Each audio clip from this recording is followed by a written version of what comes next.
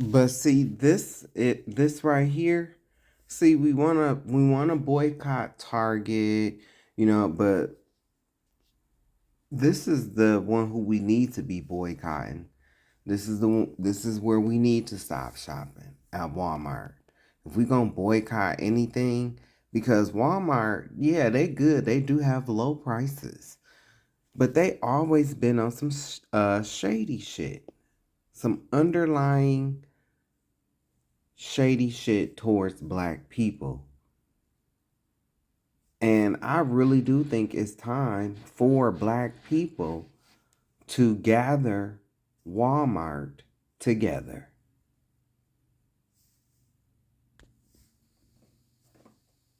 It's going to be one of those kind of videos, but this is black people need to be vigilant. And they doing this, you know, they doing this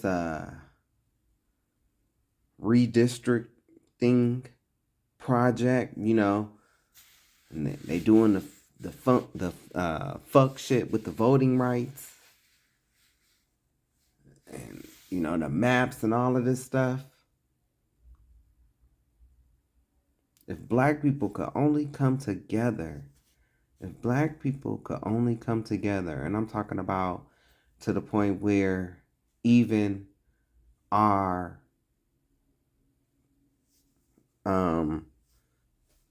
black men and women who are choosing to go to these schools in the South, because of football and stuff like that. I definitely, and basketball, I would definitely like, if we could only come together and just, stop even that. Like, nah, I'm not going to such and such school. Even if hey, we didn't have nothing to do. So what? Your peoples did. Get your peoples. Because y'all want to play this game of, well, we didn't do it, and we don't have any control over what they do. You stop going to their schools. You stop shopping at their stores. It's time to send Walmart a message. It's been past time. And I'm calling it out.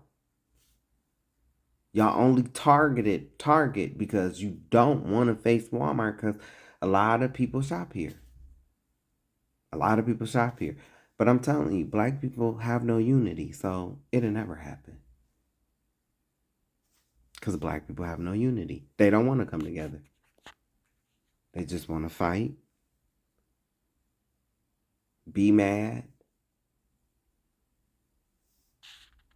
And when I say fight, I mean fight each other versus the people who we should be fighting and the institutions that we should be fighting and dismantling. Black men, a lot of y'all not gonna like to hear this, but oh well, I don't care. A lot of y'all are like this guy, blessed with good looks, talented, but that attitude, that I don't give a fuck attitude, I don't care attitude, it's gonna ruin you, just like it's gonna ruin him. I'm not an NBA person. I don't watch sports. But every time I see this guy, like every time I see something about him, he's being rude to the interviewers, just like it puts me in a mindset of those hood thug dudes that was raised by black women. And so everybody think they tough, but they actually feminine. You know, it's just the one time somebody would, they just trying to do their job, man. They just trying to do their job. They have to ask you questions, and this is a part of what you signed up for. But you didn't see it? Go ask them. And it's like, no. You're the quote-unquote superstar, so we're asking you. This guy got an opportunity and had talent. But because of his piss poor attitude, that's what's going to stop him. It's not the shooting. It's not his whatever. I've seen some people in the comments talking about something. He had time to develop his shooting, all that fuck shit. That's not what's going to stop him. He has a piss poor attitude. A piss poor attitude. This guy could be. This is a classic example of somebody that can have millions and still be ungrateful. Just ungrateful. Because what needs to be healed is not a monetary or a material thing. It's the whole mindset. He ungrateful. He's ungrateful as fuck. Like some black women, like how you can bend over backwards for them.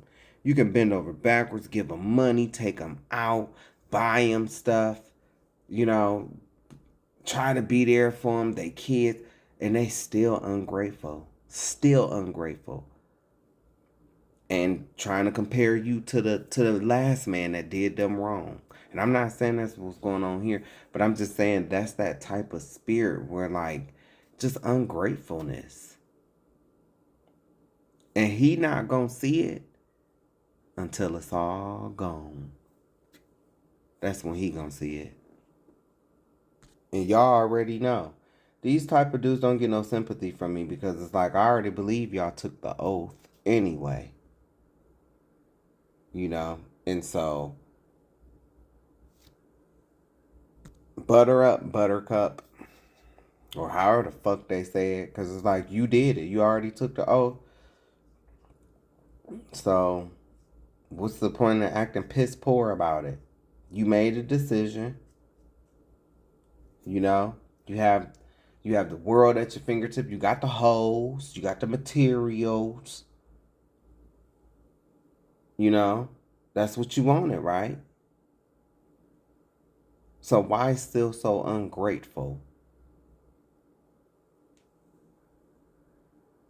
Because it's not all that it's cracked up to be.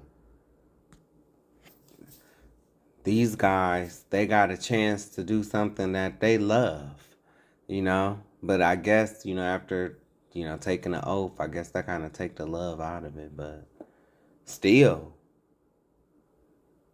you got a chance to do something that you love. You're not going to punch a clock 9 to 5. You don't got to worry about eviction notices and past due utility bills and stuff like that. I don't know if he out the league or what, but I hope he not. I hope he matures and really grasp the fact that young black boys look up to you. Don't be such an asshole all the time. And let me give you some more context. About your situation in America, so you know where you are and what your situation is. From the start of 2022 to the end of 2025, 4 years. Your American police killed more than 5,000 people. 5,000 people in 4 years. That's an average of 3.5 people per day. 5,000 in 4 years. That's an average of 3.5 people per day, every single day. Every day for 4 years straight, 3.5 people were murdered by your police. In 2022, it was 1,176 people were killed. That was a record at the time. In 2023, 1,213 people were killed. That was a new record. Then in 2024, you broke the record again. 1,365 people were murdered. You understand that there was only 6 days. There was only 6 days in all of 2025 out of 365 days when American police did not kill someone. Damn. Just for 1 week. Just 1 week out of the year, the entire year, the American police force took a break from killing people. Wow. The other 51 weeks, they killed. Now listen to the racial breakdown, because this is the part that really tells you what kind of a country you're living in, what kind of a place that really is. So-called black Americans, African Americans, are 12% of the population in America, but they're 24% of the dead who are shot by the police. 1 in 4 of the people who are killed by the police is a so-called black American, an African American, in a country where only 1 in 8 people is a black American. No, black men are killed by the police, by American police, at nearly 3 times the rate of white men, per capita, per person, per body. And the killers walk. The killers walk. Less than 3% of police killings ever result in any criminal charges whatsoever. But the sad part about it is we don't want to do nothing about it. We don't want to do nothing about it. We don't want to learn who we are. We don't care. All we want to do is argue. All we want to do is be on baddies. Is be on these shows, these Playboy shows. You know, it's all about the clout chasing. Even in the LGBTQIA. Even in the black LGBTQIA, it's all about clout chasing. It's all about fighting each other. It's all about who gonna get the credit, who got the money, who doing what with the money. But in the meantime, they're taking our freedoms. They're trying to take our rights away, and they are these racist white people are using their racist systems of government to dismantle what our people work for as a whole, whether it's gay or straight. We are black. And they're trying to take us back to a place where we definitely don't want to go. But because we are so caught up in everything else,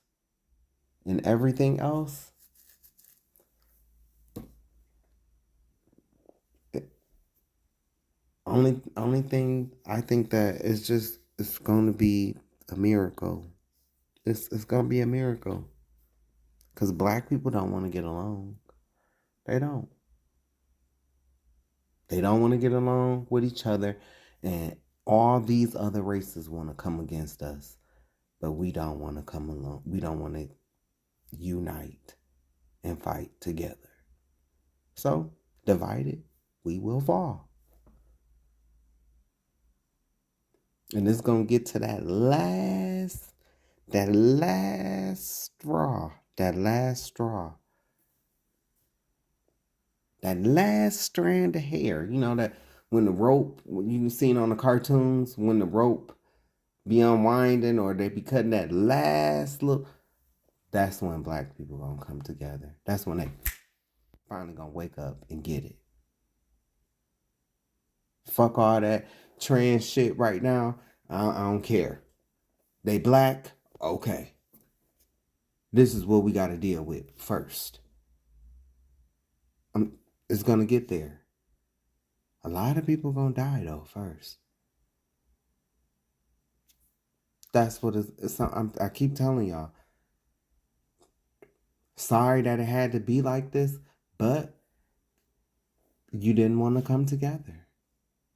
You didn't want to unite. So now something going to happen and you're going to be forced to.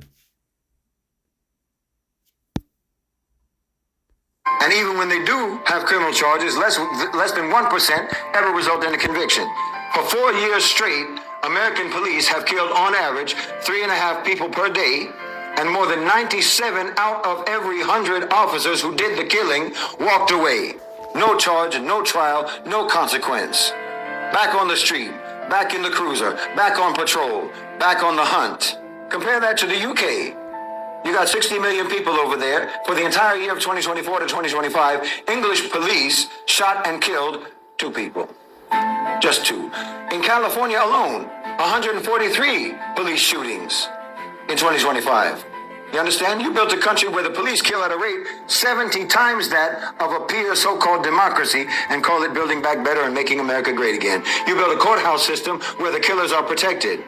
You built a media environment where the names of the victims are forgotten before the funeral is even over. And this is all building a psyche in your country. It's building a mentality in your country. You are given a lesson that gets repeated every single day. That lesson is, quote unquote, Black lives don't matter. And we need to bring that into our own community as well. Not only do Black lives not matter to other races, but Black lives don't matter to the majority of other Black people. I mean, because on one front, you mean and hateful and, to the Black LGBTQIA, which is, is wrong. But I have something to say to the Black LGBTQIA. I just ain't got to it yet. But I have something that I want to address with the Black LGBTQIA. But a lot of y'all are mean and hateful to the point where you seen that recent story about that man beating up on that 5-year-old boy. Beating up on the 5-year-old boy for, trying to say he was going to beat the gay out of him. And then how Black men and Black women, gay or straight, LGBT or hetero, it don't matter. How Black people treat each other. How Black men treat each other. All of this plays a role in what's to come. Because Black people don't want to get along. They don't want to unite. Half times a day for 4 years running. And the lesson is this: your body does not belong to you. Your life is available to be taken by the state at any time. You may be unarmed. You may be fleeing. You may be in a mental health crisis. You might be sitting in your own living room. You might be sitting in your own car. And an officer of the state can end your life and nothing will happen to him. That's the lesson that you've all learned. They taught you that lesson 5,000 times in the last 4 years. I've been telling you, your country has betrayed you. Your country has betrayed you. They've decided that you are redundant. Nobody cares about your well-being. Nobody cares about your safety. Nobody cares about your prosperity. No, they're actively dismantling your country. One administration calls that dismantling Build Back Better. The other administration calls that dismantling Make America Great Again. But they're both doing the same thing. This is the context that you're living in. But I've said this for years. America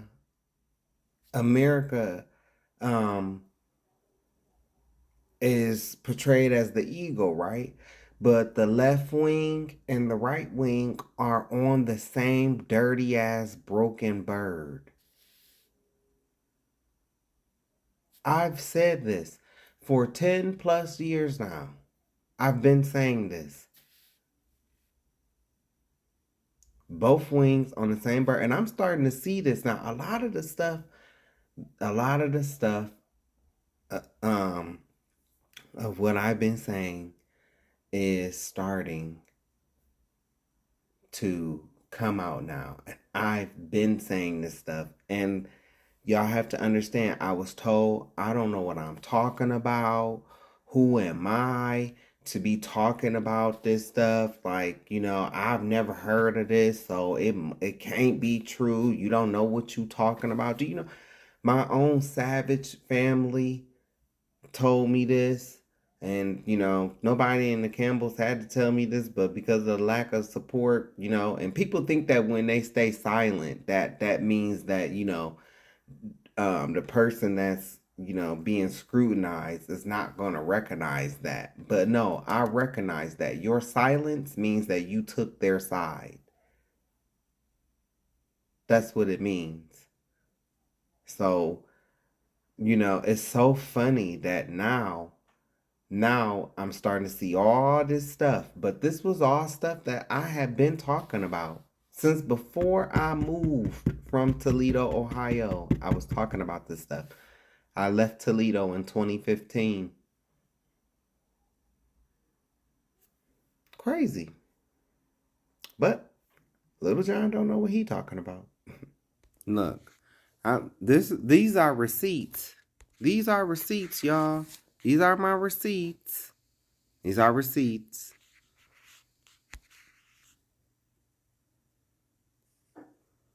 But look, I said then, I often wonder what would happen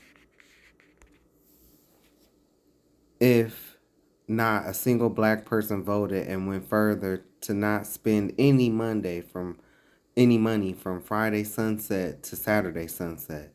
One day for man. Friday sunset to Saturday sunset is the Sabbath.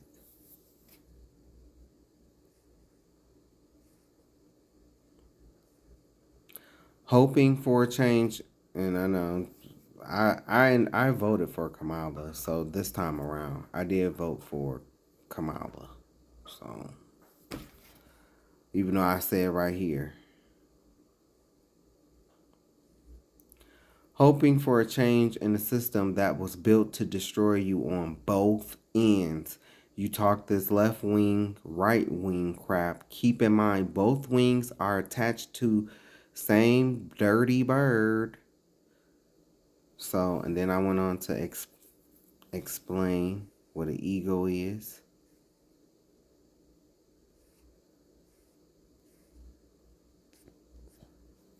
This was in 2020 when I originally shared this. This is my receipts. This is my receipt for, because later on I'm going to talk about this. I'm going to talk about this in this video. And so you're going to hear me, talk about how I tried to tell people this information that's coming out now, but they didn't want to hear it then. They didn't want to hear it because it was coming from me. So this is receipts. August 21st, 2016. And I was talking about this even before then. I started talking about this stuff around 2013, 2014. Well, no, 2014, I started talking about this stuff. Yeah, because when I first came in, I was into like the Illuminati and, the music industry and stuff like that. Then I stumbled into the truth. But I've been talking about this for 10 plus years now. And I'm telling you, they told, oh, you crazy. You don't know what you're talking about. And these people been in the Bible for 20 plus years. They've been in the Bible for 20 plus years. But somehow they just couldn't see it. But now that Fred Price Jr., oh, now he talking about it. Oh, now it's acceptable. But when your own blood tried to tell you this, when your own blood, see, and that let me know that these people don't know how God works. They don't know how God works at all. They don't. Because they wait and in my other videos, I compare them to chicken heads. They think that, being blessed is about materials and what you got. Oh, yeah, he got a car, a mansion, and he got money. He blessed. Dodo birds don't even take into account that the devil gives blessings too. He tried to give Christ, the kingdoms and stuff like that. Christ said no. Many of your favorite pastors, these big time celebrity pastors like Create a Flow of Dollars, TD Jake, the Snake Mistake, and Big Slow Marvin, and Close the Door so we can rob him Marvin, they all took the buyout. But here we go. Because I want to show y'all some pictures next. I've been talking about this stuff. Oh, they told me I was crazy. I don't know what I'm talking about. All of this. And a bastard shall dwell in Ashdod, and I will cut off the pride of the Philistines. Talking about the fake imposter white Ewish Khazars, originally from Georgia, not Atlanta, Georgia. Georgia near Russia. They converted to Judaism around 700 and 750 AD, and they had conversions even before then. They have no bloodline from the father, and Hitler was actually just. There were no gas chambers, all fabricated by Jewish media, propaganda, and sorcery. Look, this is 9 years ago. Look right here. You see where it says Fitzgerald Savage II? And you see that 9 white, 9 years ago.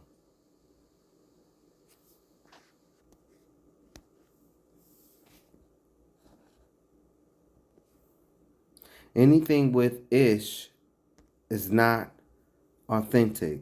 Example, in the spring, grass is a strong, healthy green, but by the end of summer, due to the sun in some areas, the grass might dry out and end up having a yellow hue. The grass would no longer be green. It would be a greenish, yellowish color.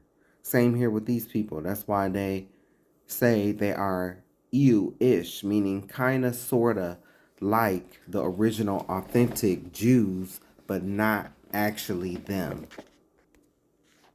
Titus 1:13 through 14 and verse 16, King James Version. This witness is true, wherefore rebuke them sharply, that they may be sound in the faith, not giving heed to ewish fables and commandments of men that turn from the truth. That's because those Jewish fables come from Judaism, comes from the Kabbalah, the Kabbalah, or the Talmud. These are the hedges that these people put around the truth. What's the truth? The law, statutes, and commandments of the Most High. They profess they know God, but in works they deny him, being abominable and disobedient, and unto every good work reprobate. Jewish. Who was that? And what is their fable? Who worships in synagogues? Revelation 2 verse 9. Revelation 3 verse 9. You can read those. This is their history right here. I showed you this 9 years ago. This post is from 9 years ago.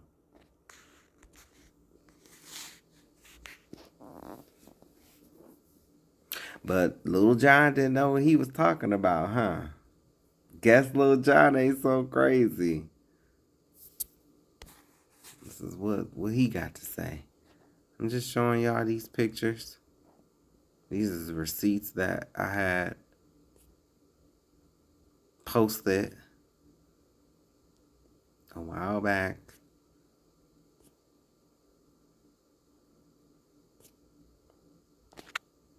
Greatest case of identity theft ever.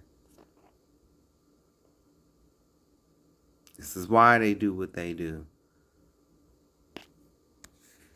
And this one here, you won down here. But enjoy it, because eternity is going to be hell for you. Like hell.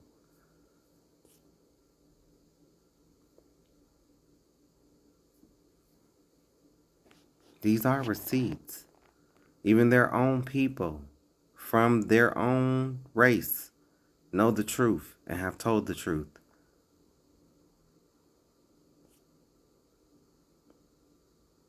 Encyclopedia Americana. I've shown these in multiple videos. Jewish Encyclopedia. Is are they anti-Semitic to a people that's not even Semitic?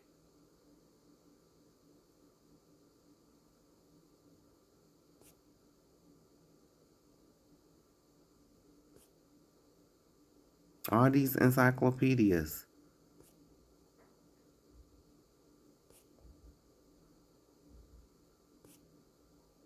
This is a real fact.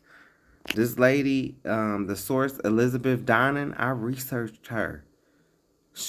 Her work is credible. I've researched this lady. I've shown pictures of Aaron Lopez, what they look like, and Moses Levy. I've shown pictures of these people in my videos. But Little John does not know what he's talking about.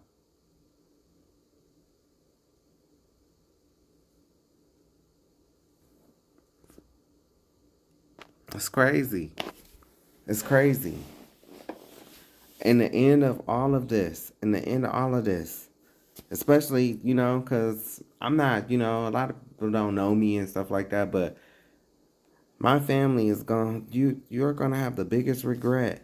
Because when this is brought out and people are just not able to deny it, you're not going to be able to say, oh, well, we didn't know. We wasn't told. Bullshit. Bullshit. Remember, I had aunties telling me all the disciples ain't black. Dumbass. Oh, but your child is a pedophile though.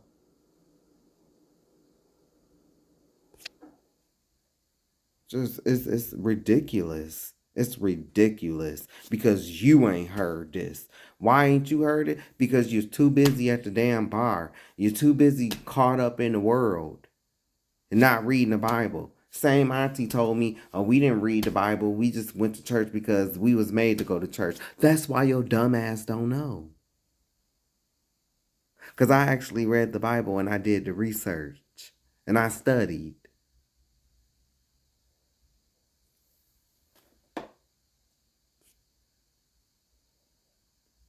That's why I had to get away from stupid people. I had to get from around stupid people. It's like being in the Matrix. I'm telling you, it's like being in the Matrix. And some of these people, the ones who are sleep the most are in the church. And they don't even know it. They don't even know it. It's gonna be like I always laugh and joke and say, the day that the church, like the black church, uh recognizes that they're going to go through the great tribulation, that's going to be the funniest fucking day ever. But it's really not. It's going to be sad because a lot of people is going because people that tried to tell you we didn't have enough material, we didn't have enough money and the fancy cars and stuff because you wasn't giving us your money. You was giving that money to your pastor. That's how he got that stuff. And some of you will try to gaslight and try to deflect and say, "Oh, I had this before I came." Good, because you bought the stuff. Now you're gonna recoup that money that you spent off of your people. So you're gonna make that money back that you spent by collecting it from the people. I got you. You ain't slick. Cause tithes is food, not money. I've been saying that for 10 plus years. I'm convinced black people like to be exploited, especially black women. You love to be exploited. In these churches, that's why you allow it. Because that's what you live for, to be exploited, to be mistreated, taken advantage of, so you can have that woe is me, feel sorry for me, because the pastor done took all my money, had me standing in $1,000+ line, oh boo hoo hoo, woe is me, even though nobody made me get up in there and stand in $1,000+ line. Now the pastor done got my money and then it went viral. Now feel sorry for me. Boo hoo hoo. That's the spirit that y'all want to take. That's the spirit that you want to have. You want to have that spirit. Well, guess what? Guess what? I can't wait. Cause God don't feel sorry for a lot of y'all. Nope. Cause you didn't study to show thyself approved. You didn't. Cause if you did, you would have came across Matthew 6, 1 through 4, and you wouldn't have stood your black ass in that $1,000 line. That's what you're not gonna like. And it's a good question. Besides can you explain how you get 3 days and 3 nights from Friday to Sunday morning? If they are the chosen, why is there no peace in the land? Because they're not the chosen. That's why. See these dreads right here on where this brother see his dreads and stuff? Read number 6. That's what this imitation, that's what this bastard right here, this imitation, he's imitating. They want to say that you see these little curls? You see these little curls? Y'all gonna have a key. Y'all are gonna have one good old belly aching laughter when you find out that they think that these motherfuckers right here, these curls that they wear by their ears, they think that these are these. That's what they think. That's what they think. What you do naturally, that's what they trying to imitate. You need to read Numbers 6 if you don't believe me. And then you need to read Acts Acts 18, no, Acts 21. Read Acts 21 after you read Numbers 6. It was still being done in the Old Testament. It's called the vow of a Nazarite. But Little John don't know what he's talking about. Little John does not know what he's talking about. But somehow, these people that's been all in this Bible for 20 plus years, somehow they don't know this stuff because they got y'all bamboozled. They got y'all bamboozled. You think that going to a building every Sunday and doing your little dance and doing your little stupid ass dance, you think that's doing something? A lot of y'all is going to hell. A lot of y'all. A lot of you Sunday worshipers going to hell. Them ones that you think it was such and such for me, talking about how they shout and stuff, going to hell. Yep, going to hell.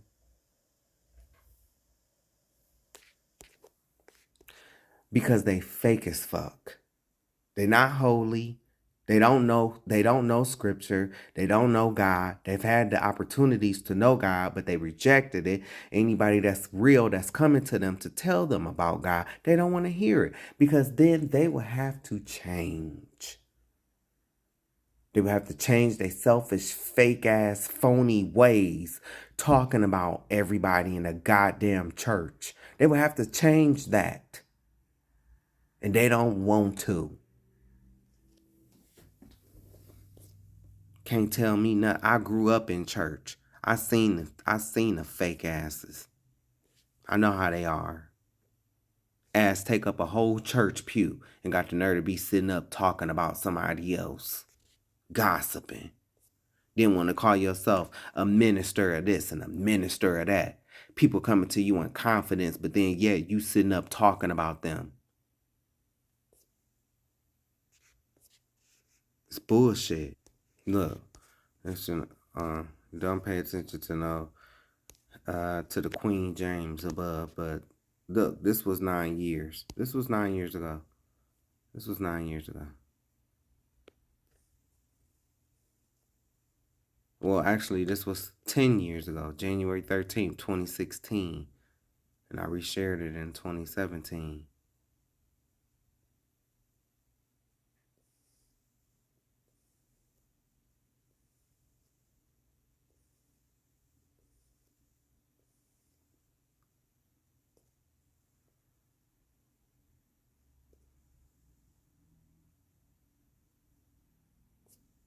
Do you see this shit by the side, they think that those are dreads.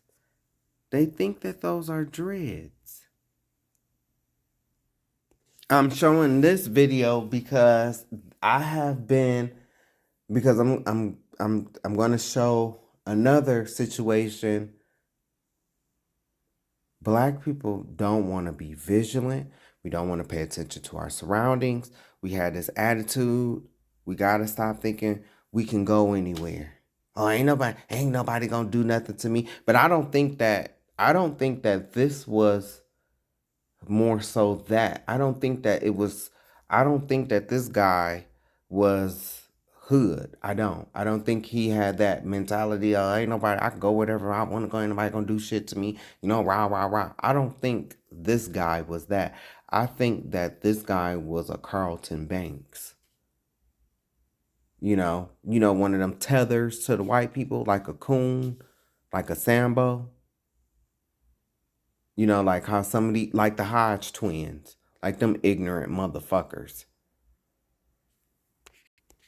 Those Hodge twins, man, those are some goddamn side show circus freaks.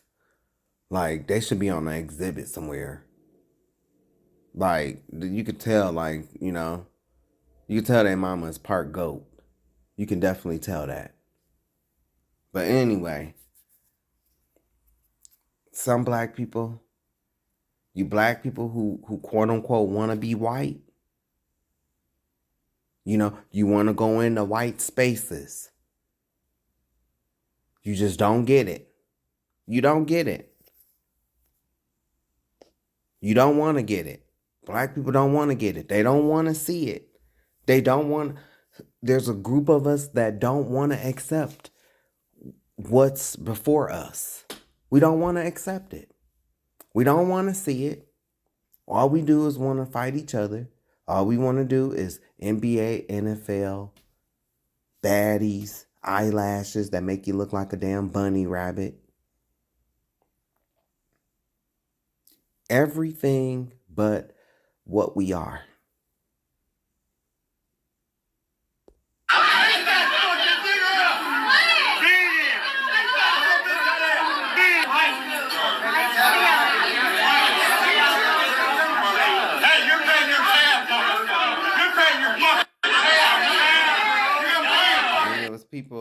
Then it was people in the comments. See, I don't know if this was about a tab or not, And if this was really about a tab, then keep it at that level. But when you start hearing people in the background talk about beat that fucking nigger and stuff like that, yeah, that brings race into it.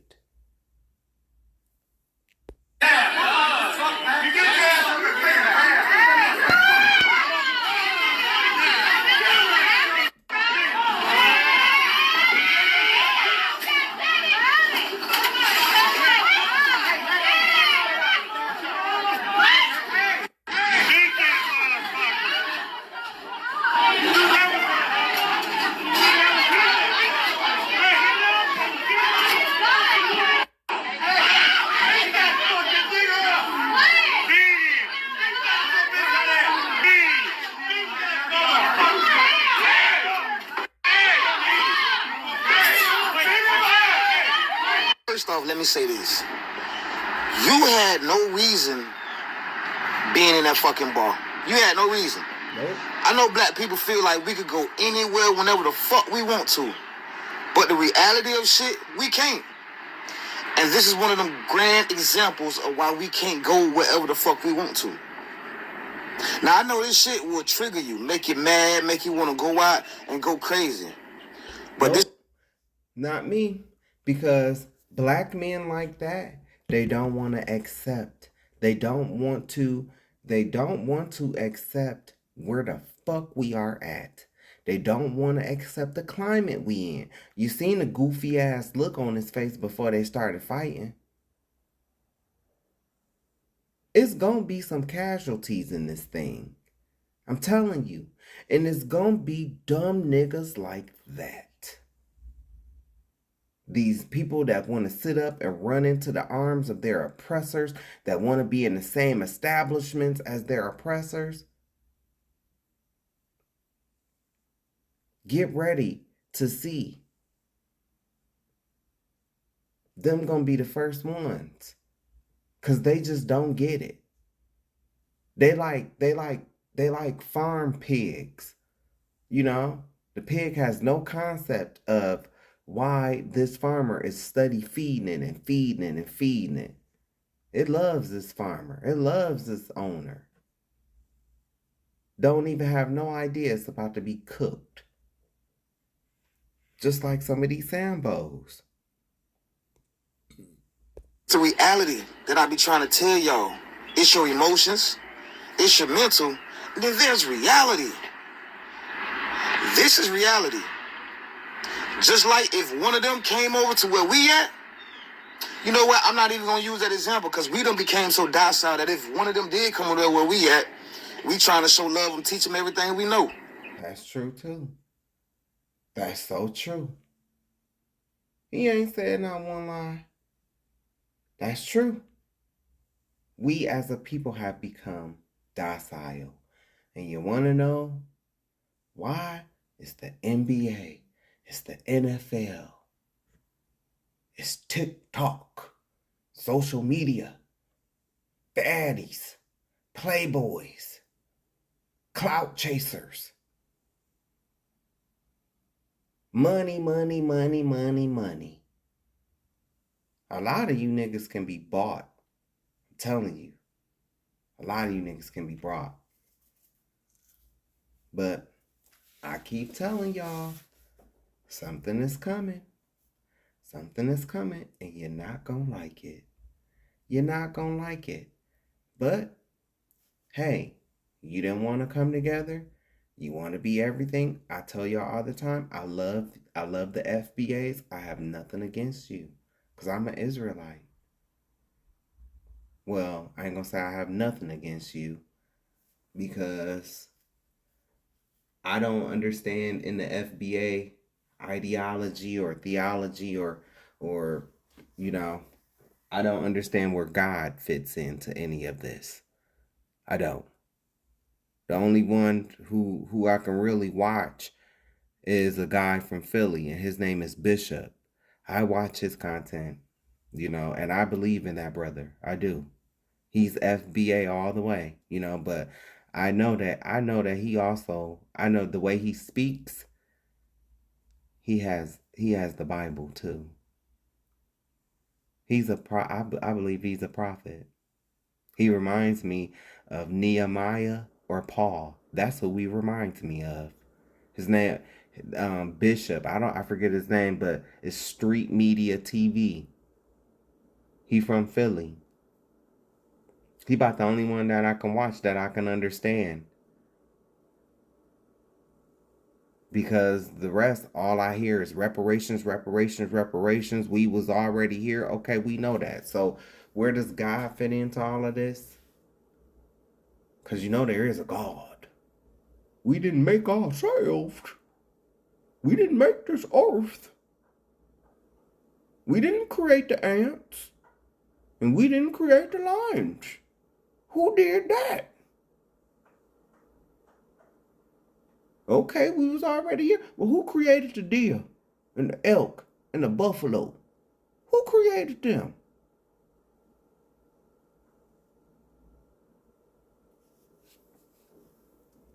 So, like I said, the guy from Philly, his name is Bishop, and he's Street Media TV. I recommend his channel, if it is FBA related, because I believe in him. I have no qualms with the FBA. I just hate, how they try to disregard the transatlantic slave trade. That's where we disagree, I stand firm on that, because I just have too much knowledge to not even entertain that conversation. That's a conversation I don't even entertain.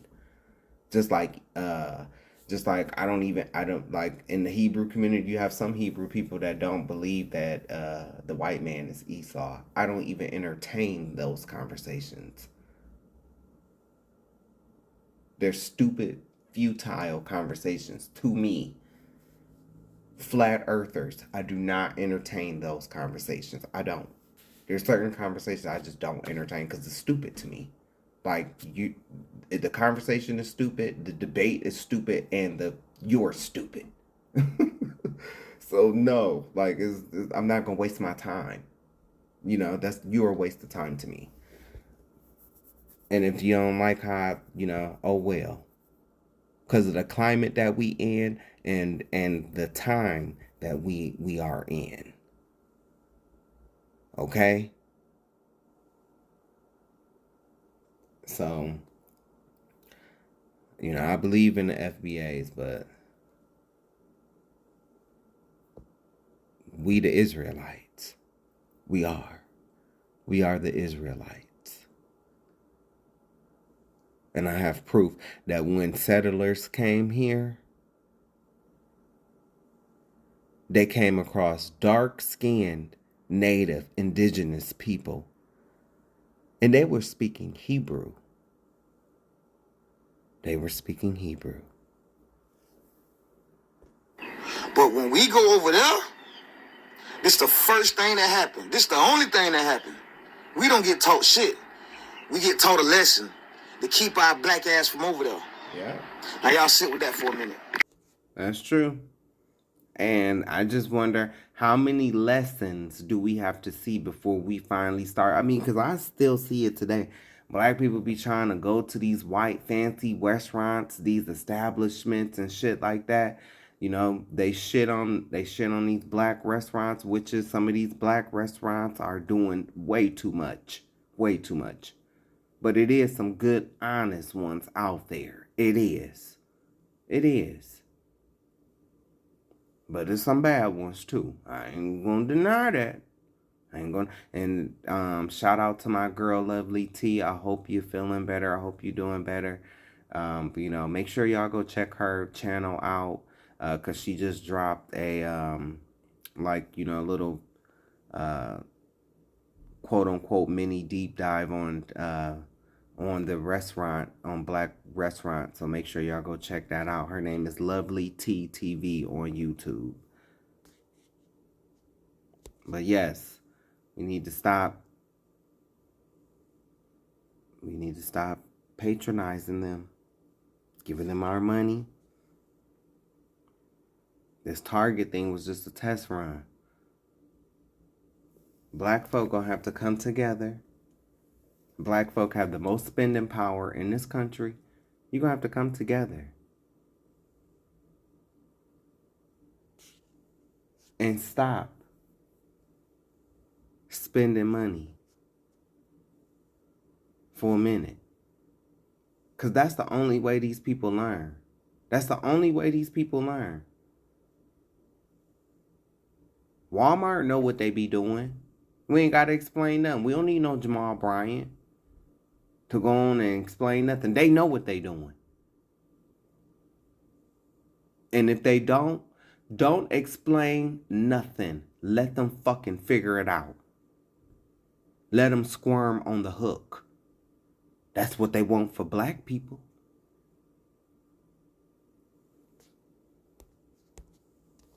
Let them motherfuckers eat cake. I was going to talk about that white man, that Chud the Builder, but I'm not. For what? He's getting what he deserves. Everybody know what's going on with him. I've talked about him previously, and I've shown him on videos, and so now he's finally getting what he deserves. So now we're on to this. This is going to be another popular opinion that you're not gonna like. Oh well, I don't give a fuck. I'm gonna say what I have to say. Called them concerned that you're just sitting here and not really doing anything. I'm sorry, I gotta get this over with. The bank called and said that They concerned that I'm sitting here waiting for them to open up. Yes, sir. That's crazy. Tampa is out of control, man. So he know he in Florida, right? This is what I don't get about some black men. You know you in Florida. You know Florida is one of the racist motherfucking states in the South. The delusion when it comes to some of our people. You know what's going on here. That's why you got to get it on camera. But there's another guy sitting. Are you doing business here? Hell yes, I'm doing. This is my bank. Okay, are you going to go inside? Yeah, as soon as they're open, they open up at 9 o'clock. I can't believe they called you, for real. I swear to God. That's crazy, man. That is crazy. So you're just waiting for the bank to open? Hell yes. I got too much stuff. First mistake, right here. Oh, you want to be like Philando Castillo, huh? That's what you want. And rest in peace to Philando Castillo. I'm not taking a dig at him. I'm not. Rest in peace to that man. He didn't deserve what happened to him. But I'm using that as a point to make right here. Look, the delusion when it comes to some of our people. It's like when we get up to a certain level, we start driving Teslas, we start making the money. It's like we forget. It's like we forget, and the proof is what he just did right here. Thank God that this motherfucking racist, hoggish, greedly looking ass pig, fake ass, fakety fake Elmer Fudd did not pull his gun out and blast your black ass. And then lie and say you were reaching for a gun. You may not like what I'm saying, but everybody knows that that has happened before. So is he making a mistake? He's just made a grave mistake right here. And I'm praising and thanking God that it did not turn fatal right here.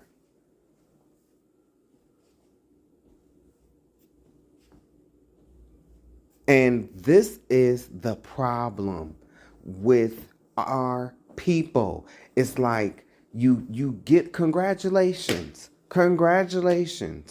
You got the money, you got the Tesla, but you forgot you still a nigga. You are still a black man. You still a black man. And look at you. Look at him. To do at the bank. Too much stuff to do. Why do you have to pull out all this money to prove to this white man? I take that as insecurity. You are reaching and for your pockets. This is just giving him an invitation to shoot you. I don't know. Maybe I could be tripping. I don't know. But I've just seen news stories after news story after news story. I just did a documentary called Happy White History Month. And I know because it's not first 48 hours, it's not baddies, it's not the NBA, it's not the NFL. So black people don't care. Black people don't want to hear about it. Black people don't, because it's not Jordans and ain't no hoes, so black people don't care. Because that's the spirit. And that's the spirit of the majority of black people. Sorry, it is though. You don't care. You don't care about who you are. You don't care about where you come from. You don't care. And so atrocity after atrocity is going to keep happening to you until, like a fucking dog, you learn to stop pissing in the house. You know how when you have a dog and it piss in the house and you whoop his ass and you put his nose in? That's the atrocity. And atrocity after atrocity is going to keep happening to black people. because black people don't want to know. They don't care about who they are. They don't care about where they come from. They want to act ratchet. They want to act ghetto. They want to be mad. They don't want to understand anything, but they want reparations. They want this. They want that, but don't want to fix anything. Don't want to heal anything. Don't want to address these children being molested in the church. Nope. It's crazy. It's a business. That's crazy though. They called you over here. They said you had alcohol and whatever, so I don't know if they saw your bread bowl as your alcohol. I don't know. So you gotta understand it's a bank and people hanging out in the bank parking lot makes them a little nervous. Makes him nervous. A person's out here waiting for the bank to open at 9 o'clock. Well, you gotta understand people rob people coming in and out of the banks. That's an issue, right? You understand? The employees they can't even afford what I have. So how would I look like I'm trying to rob somebody? His flabbers are gasted. Do you hear?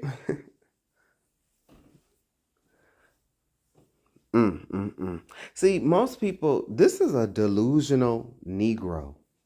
This is a delusional Negro. You are delusional. First of all, talk about the employees of the bank can't even afford what he has.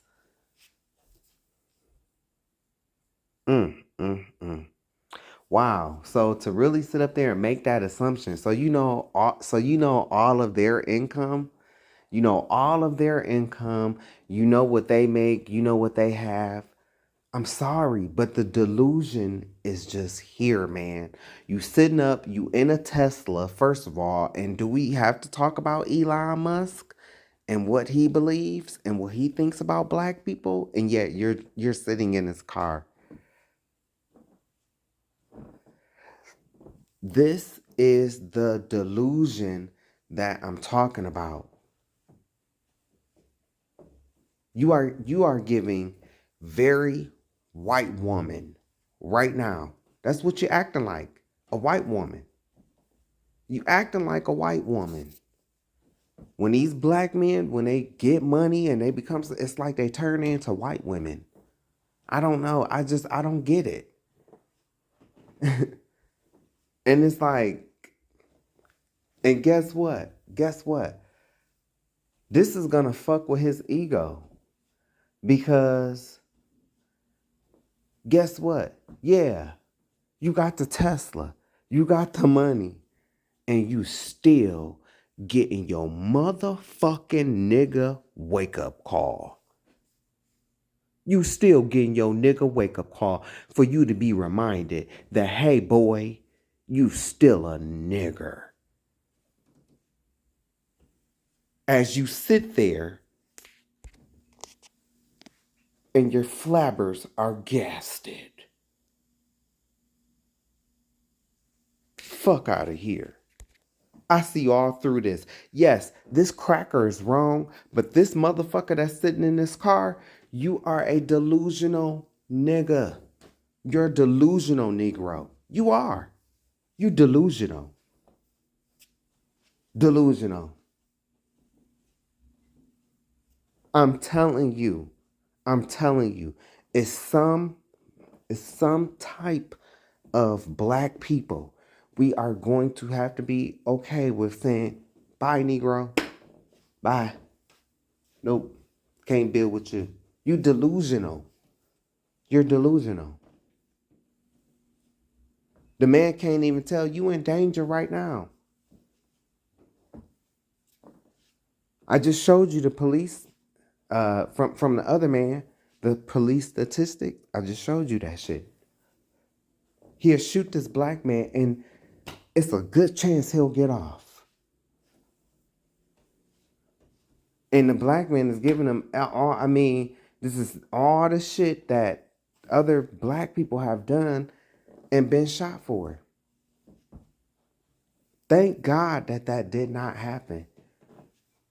But you want to know why? Another reason why this these stuff continue to happen?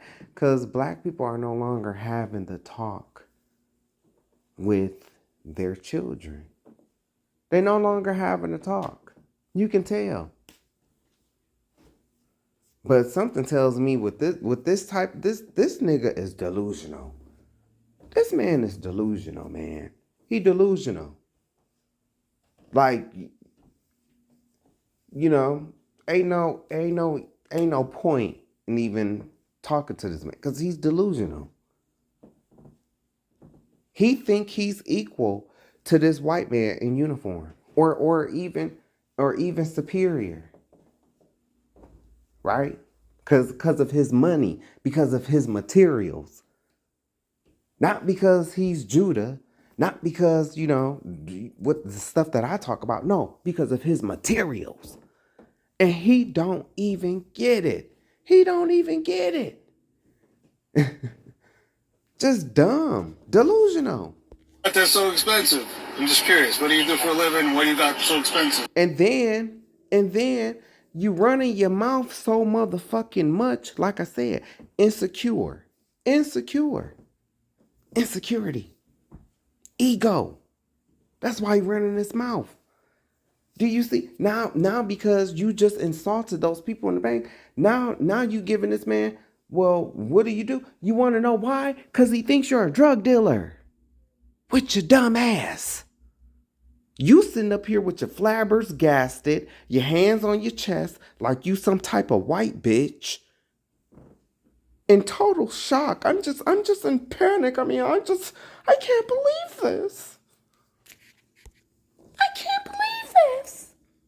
I mean, he just insulted me. That's how he acting. This is how what I just did. That's how he acting.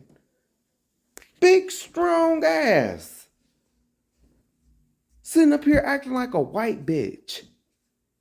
This is what I'm talking about. And you can get mad at me all you want to. I don't care. I don't care. Somebody gotta say it, man. Somebody gotta say it. Some of you black men, y'all think y'all are equivalent to these people because of your materials, and you're not. You're not. And that's what's being shown right here. Right here.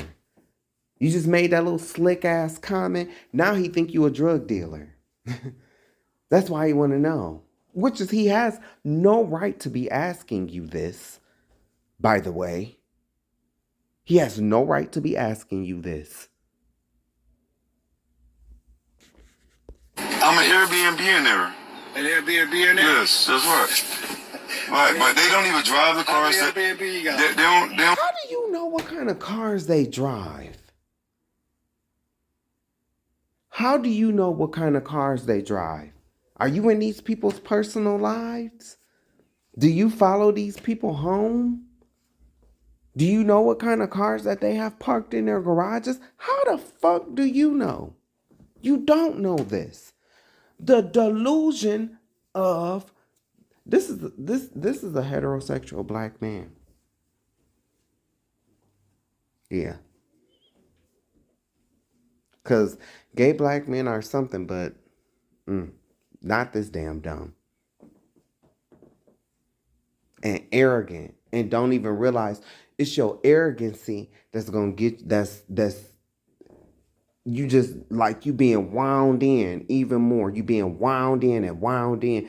Thank God that this did not go bad. Thank God. But this is a dumb, ignorant Negro. Delusional.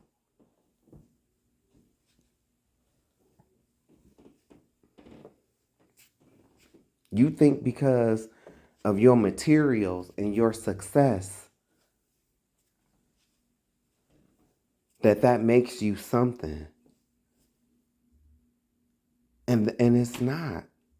It's not. And then the arrogant. Like, yeah, they called the police on you. Well, first of all, it could have been the other person in the other car, but it probably was the bank. You want to know why? Because you're in Tampa, Florida. That's why. You look like a strong black man. Is it right? Hell no, it's not right. But you're in Tampa, Florida. Hello, you're in Florida. Hello, Florida. Hello. Racist. That's where all them old ass white people go to retire, quote unquote. It's one of the most racist states in this country. Black people do not want to wake up. They don't want to understand. They don't want to. And that's why it's like it's gonna be like a wrecking ball. And it's gonna hit you and knock the wind out you. A lot of them. And it's gonna be some guys like this. It's gonna be some guys like this that you're gonna get taken out. Because you too dumb. You too dumb to understand the climate that we're in. You think your materials is going to save you. You think your money is going to save you. And it's not. It's not. A lot of them. They don't even drive the car. They don't even live. So why would I look like I'm doing something wrong? Because you're the only one sitting in the poll. Because you're black. How about that? Because you're black. Do you know how many lynchings? Do you know how many events that has happened down in Florida where black people have been lynched, their lands have been taken, they had to run into the swampy areas with sometimes it would be crocodiles and alligators and stuff in these swamps where they had to hide because lynch mobs was looking for them. Yeah. You're in that place. That's where you at. That's why that's still going on. But see, you want to run and escape because now you an Airbnb-er or whatever the hell you are. And you driving a Tesla. You driving a white man's Tesla. So you think you on the same level. They don't live how I live. Nigga, you not LeBron James.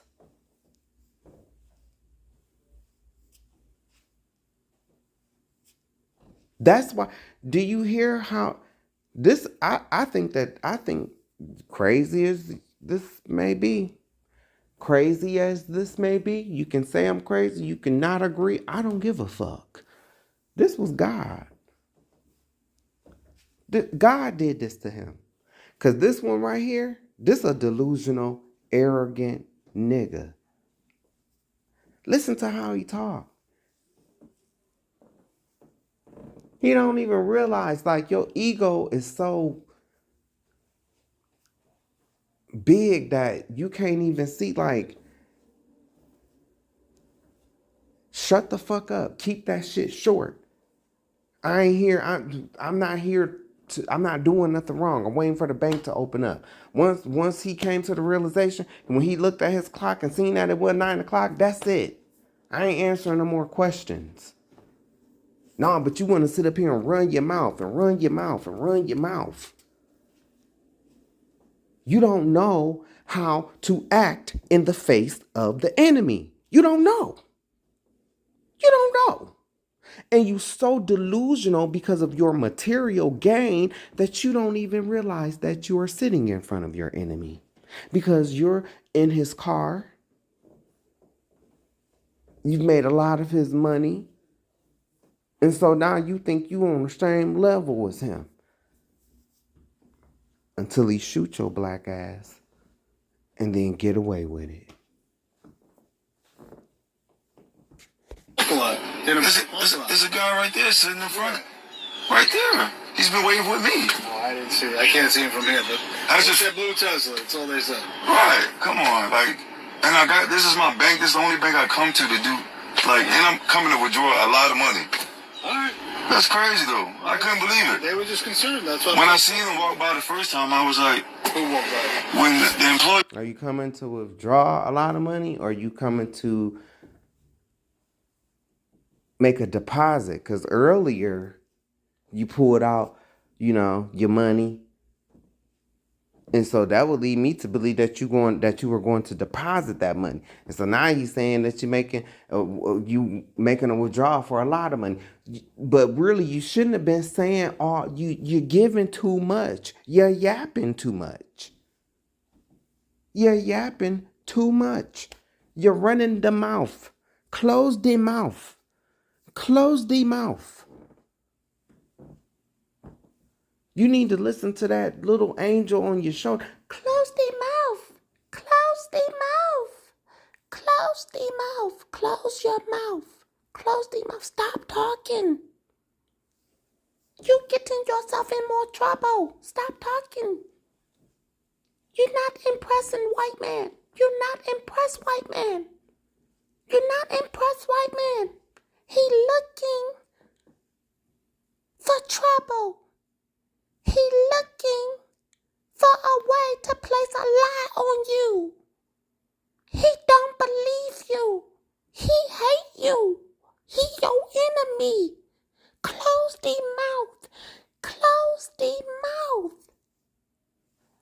That's what that little thing the little guide on your shoulder needs to be telling you.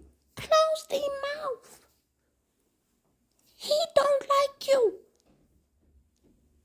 He hates you. You enemy to him. 'Cause you black chosen man from God. You image of Adam. You same color as Adam. You people was here before his people. You same color as dirt. Adam come from dirt. Have you ever seen white dirt? You don't get it. Close your mouth. Shut up. You talk too much. You talk too much in front of enemy. Like woman. Damn.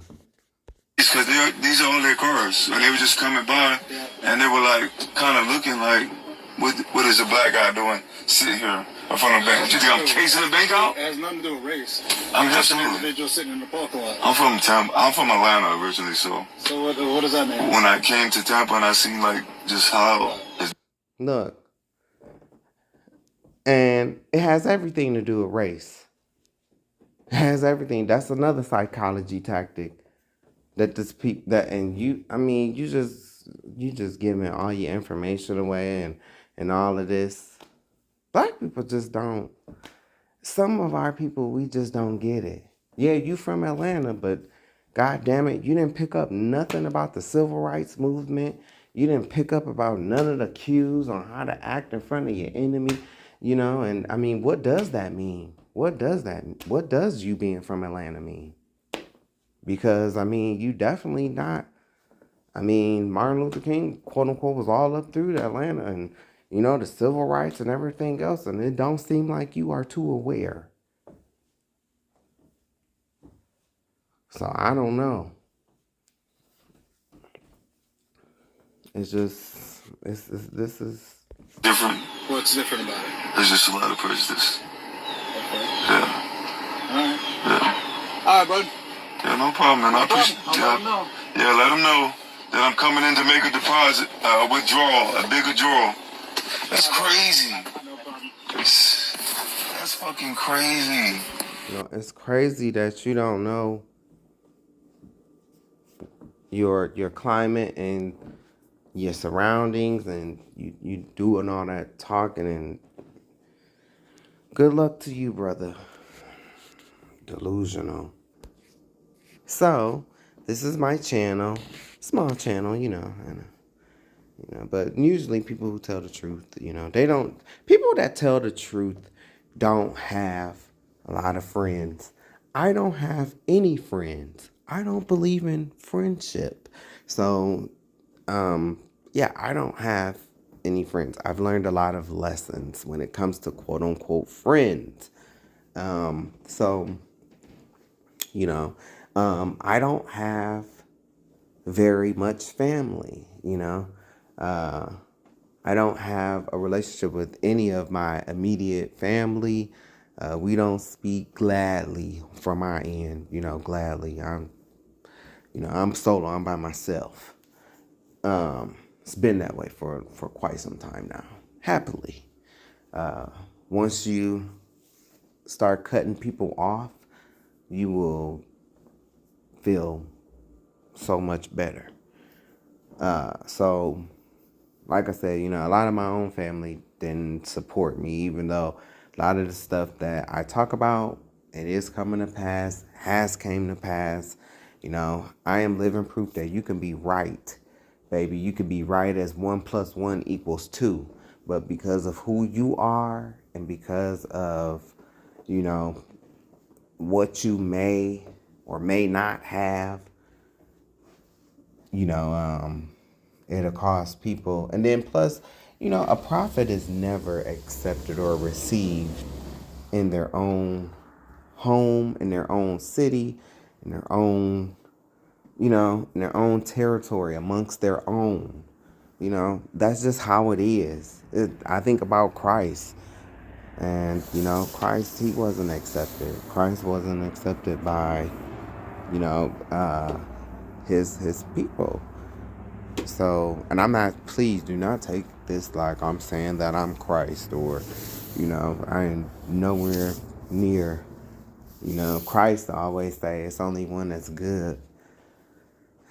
That's the Father. But I say, yes, Christ is correct, but still, I ain't even good enough to latch Christ's, shoelaces even. So, he's our Savior, and thank God for our Savior. But this is my channel, and the next video I'm about to show, if you ever was to come across, my videos that I have done, I've been speaking a lot about this next video that I'm about to show. So, oh yeah, especially this most recent video, because I titled it, "The World Don't Care About Black Men. Black Men Don't Care About Black Men." That's what I titled the video. And so I've been doing this. See, I did a video on the black guy that, quote unquote, tried to beat the gay out of the little 5-year-old boy. Yes. Then I've also done videos, hypocrisy within the LGBTQ community. That's the third video down that you've seen. Then this was my Happy White History Month. These were the videos from my Happy White History Month that I've already did. Look right here, this video right here. This video is a LGBTQIA video, and I'm talking about EJ Magic Johnson's son in this video. And then I'm giving, some history and stuff like that. But so, watch that video. But this is mine. Look, they already trying to ban one of my videos talking about something is too graphic, because I showed a picture of, there was this event that happened where they hung this whole family. They hung them off of a bridge. They hung them. And I showed the picture, and they talking about that's too graphic. Oh, but these Jewish people, they can sit up here and show this Holocaust and all of these bodies and stuff piled up. They can show this shit. They can talk about this stuff. But when we get to talking about our history and what has happened to us, then it's a problem. But yes, this is a big project. I started working on this project February 5th. I didn't finish this until the end of April. So, can't nobody say that I didn't try. Can't nobody, say that, this is my attempt. This is my effort. This is what I did. So, Then also the next video that I'm about to show you, you know, it kind of goes with this video too right here. This video right here that I did. And it's titled Protect Black Boys, the Real Endangered Species. No, it's titled Protect Black Boys and Endangered Species, the real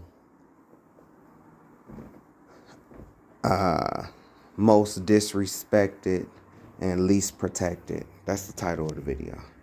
And then the one that's under it, the miseducation of the toxic feminine. The original title was the miseducation of the toxic black woman. And so, you know, make sure you check these two videos out. Because I've been talking about this. Because a lot of people want to just push this off on like men, like, you know, like all, you know, like men just got this way by themselves. No, they had a hand. And I'm about to show you. My mama would leave me a lot, bro. She would leave me. My brother had his father. He can go to his father, to his grandmother, them house. My mama, for some reason, she was kept me there, and I was left alone a lot of times. People don't realize my mama left me outside one day, dog, when I was like 3 or 4, bro. My mama pulled off on me, bro, with a dude in a truck, and I'm running behind the truck crying. And it's like 9 at night, 9:30 at night, and I'm like, Mama. She looked back. The guy tried to stop, but I guess she told him to keep going. And I was outside, bro. Like, I actually slept on the stairs. The neighbor came out. I don't want to say like no bitch. See? And I talked about this because on my last video, I told y'all, we talked about the Michael Beasley situation and Shannon Sharp, and, you know, and I was just showing y'all instances, and, you know, I told y'all who was raised to not cry, who was raised to not, you know, express themselves, who had to cry in the dark. Black men. And then y'all wonder, you know, how these men grow up, and, you know, that Louisiana situation where, you know, he shot that woman and them 8 kids. And I'm not making no excuses for him, because that's still wrong. But these black men didn't just get here by themselves. They had some help. So, and it's not a bitch to cry. It's not a bitch to share your story. It's not a bitch to, but that's how heterosexual black men think. Baby, like Funky Dineva said, it's too many rules being a heterosexual black man, honey. It's too many rules. Too many unnecessary rules. And that has chipped away. Yeah, they some of the strongest men ever, but spiritually, emotionally, mentally, they are some of the weakest. Because of what has happened to them in their childhood. And I ain't saying that they was, you know, touched or anything like that, but I'm talking about shit like this. And a black woman, a lot of y'all walk around here and act like, you know, that false ass saying. But I don't believe that. I don't believe you the most disrespected or the least protected. I believe you are the most disrespectful and the least protective of yourselves. Because many of you will talk about these men, but yet you will still lay down and spread your legs to him. College degree and all. The neighbor came out and she let me in her house. She let me in her house, Miss Cunny. That's deep, man. And look at how older he is. And this still affects him. It still affects him. Black men have been through some shit. And I'm not saying that black women have not. I'm not saying that. But it's okay for you to cry. Let it out, sister. Let it out. Y'all have whole groups where y'all can express yourselves if you're not sleeping with each other's man. But oftentimes, it's not until it's at this point in this man's life when he start revealing things like this, then you women, same bitches, be in the comments, oh, that's so wrong, and you know, he needs a hug, and you know, and all of this yada yada yada. Then you will turn your black ass around to your own son. What you crying for? Why you walking like that? Why you acting like a little girl? It's a never-ending cycle. Yeah, Miss Cunny let me in, bro.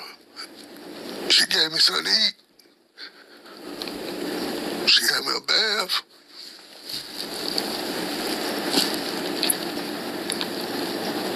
She told my mama, she said, your mama wrong.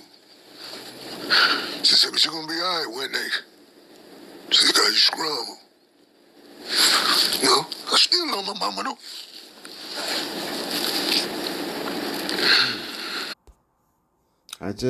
This is what I've been talking about. This is what I've been talking about right here. Truthful talk, most folks do not care about a black man's mental health unless it directly affects them, unless his break threatens their benefit. The world don't care about black men. Black men don't even care about black men, and that even extends into the black LGBTQIA. This be that bullshit. Lord help us. Look at his hair. Look at his hair. This is shit I have to deal with up here, y'all. White people like this. They hate you, but at the same point in time, they want to be you. Ain't that fucked up? Oh yeah, this was another one. Yep, shaking my head, but Lil Jon don't know what he's talking about. These people have infiltrated into damn near every race. They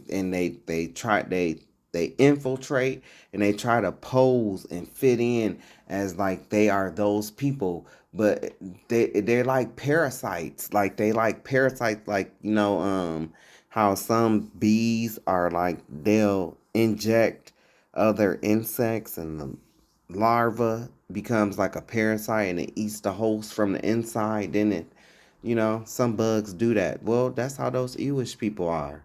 That's what this is right here. That's what this is. But remember, hey, Lil Jon don't know what he talking about. You know, I've talked about this before. You know, these Mexicans, they want to hate us so bad, they don't even understand. They fucking Issachar. That's who they are.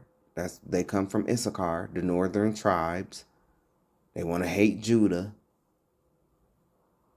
And they don't even want to, you know, they want to walk around waving that flag, but don't even want to recognize that they've been infiltrated. And it's easier to pick a fight with black folks than to face their own enemy.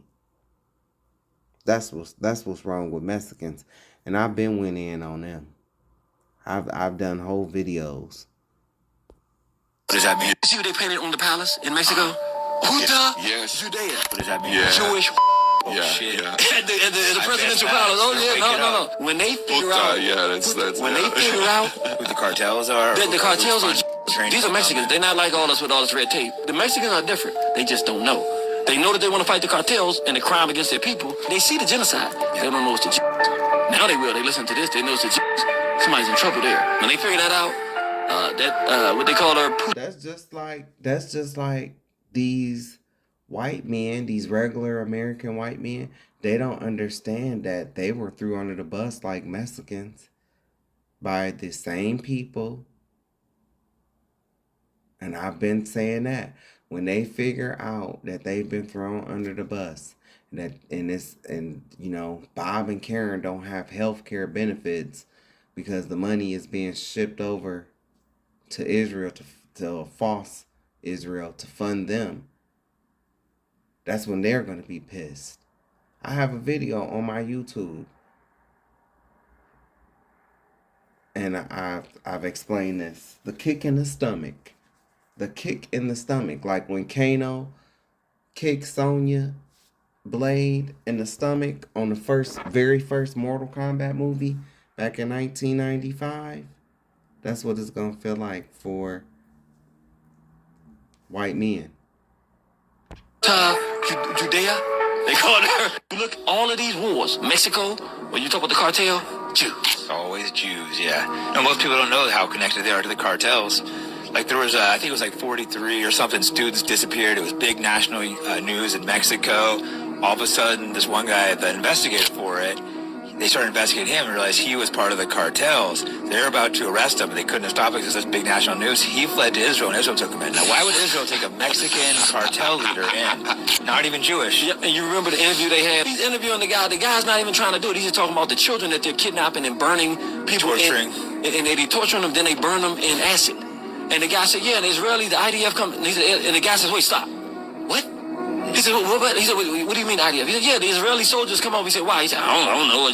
I've seen the Israeli soldiers. They're the ones teaching them how to burn people in acid and hide the bodies that they found. Some statements that were really important, what you said, that they were people from Israel. They came over here and trained Santiago Mesa, but later on, digging more in the information, one of the leaders of the cartel was sent to Israel to be trained of how to decompose the bodies and also how to make the drainage system. Can you explain that?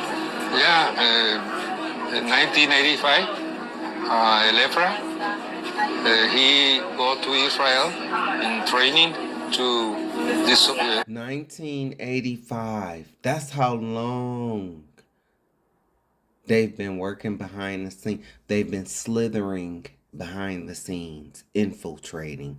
And it goes back longer than that. This goes back way before Little John started talking. But I tried to tell you. Of course, I don't know what I'm talking about, though. Dissolve bodies in acid, and then when he back to Mexico, he come together with other person to Israel, to Tijuana, and then. So he came from Israel with people from Israel to Tijuana. Yeah, to Tijuana, and then together to Israel and El Pozolero working together. They trained him.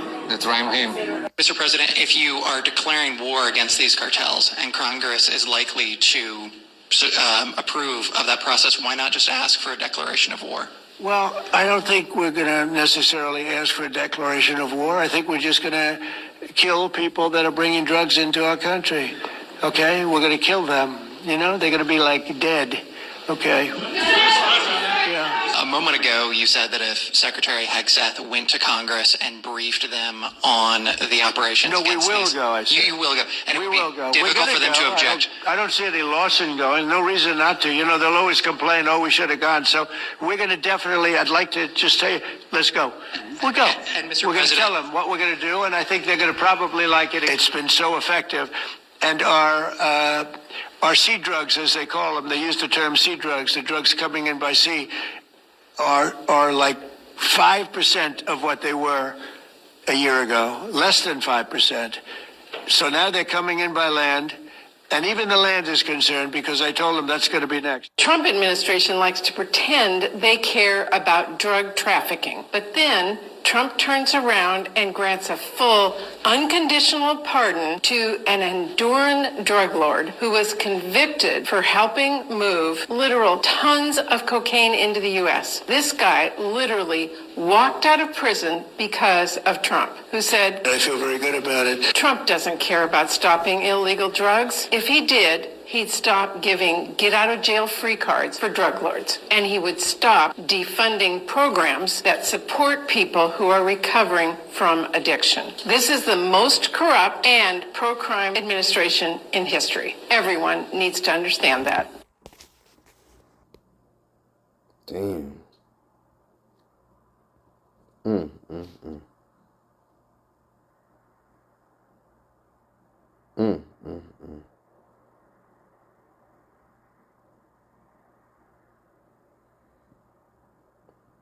Enjoy it. Because all of y'all are going to hell. All of y'all are going to hell.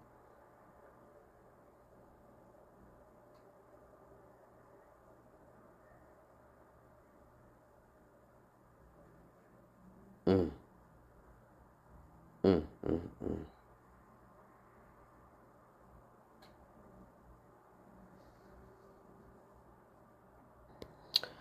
Black people will ask this question, why do they hate us or what have we done all day, every day, but don't want to hear or even understand the answer to this question because it requires change.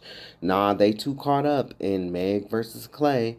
I already did a whole series on 544 atrocities committed against black people by white people and why they did it. Happy White History Month gave you the link to it. The majority of them don't know their own history or why they hate us, talking about white people, but I do and have told you so for 10 plus years too. I told Christians, black and white, why most of you are going to hell, but I guess you will see it for yourself. It's sad how you don't consider. I told you that the black church is dead. You don't want to hear it because it's not baddies, first 48 hours, NFL, NBA, fighting, sucking, and fucking. 400 years, and you black people still haven't learned the tactics these devils who are being used by Satan use. I even showed you what the devil said himself about the war in heaven. I showed you how it started because he wouldn't follow God's commands to worship Adam, how he blamed Adam for him being thrown out of heaven, the vow he made right in Adam's face to destroy all men. This is all in my Truth About Adam and Eve series. That series comes from the Ethiopian Bible. I read the Ethiopian Bible. But you black people don't want the truth. You want to stand in the $1,000 plus $1,000 line as they close the door so they can rob you. You want baddies, first 48 hours, NFL, Maury, fighting, sucking, and fucking. You want to kill each other over shoes that cost no more than $35 to make, but sold to you for $220 to $250. That's a $185 markup. If I go with the $220, the selling price of $220 represents a 528.57% increase over the original cost of $35. In business terms, this is often referred to as your markup percentage. These celebrities don't care about us. Yeah, Clay and Meg split, but they both got bank. What do we have? And you can't talk down on whole behavior when you in a club asking where the hoes at. I did my part, black man and black woman. A message specifically for you, because I do have a message specifically to the black man and black woman. I even showed you how popular rap artists sold their souls and told you about it in their music videos. I broke down Snoop Dogg's video, Murder Was the Case, that they gave me. Y'all don't want the truth. How certain rappers sacrifice their own moms, even on the female side. But many of you are so caught up in these celebrities like they actually do something for black people. I also spoke on what black people did that landed us in this position. The truth is that the majority of black people don't want to know the truth of who we are, what we did, and who we did it to. things are going to get really bad too. So bad that it will cause black people to unite. Many will die first, though. This is the way you wanted it because you refuse to come together because of ego. Too worried about being seen, too worried about who will get the credit, who will get the money. Well, my pastor said,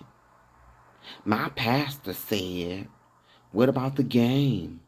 Too dumb to realize it's all fake to get your money, to get this sports betting stuff. Shaking my head. What about my bundles and my bunny rabbit lashes? Where the hoes at? Division equals defeated. You will come together in the end, though. You just won't like how it happens. But our hard-headed ass made it. We made it like this. Trump's war on black American was and is the plan. No shit, Sherlock. No shit. But hey, black folk, all they care about is the Jordans, the NBA, the NFL. You know what pastors say, what pastor gotta say, what bishop gotta say as they take their money. That's all they care about. And fight each other. They don't want to see this. They don't want to see the writings on the wall. That's why you got that nigga in that car down in Tampa, Florida, acting like that. Because they want to be delusional. And I'm going to tell you something about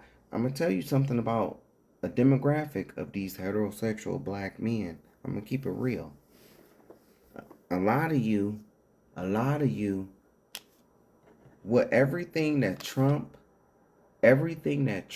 does, and that he stands for, and that has happened, if it was you would be okay with it.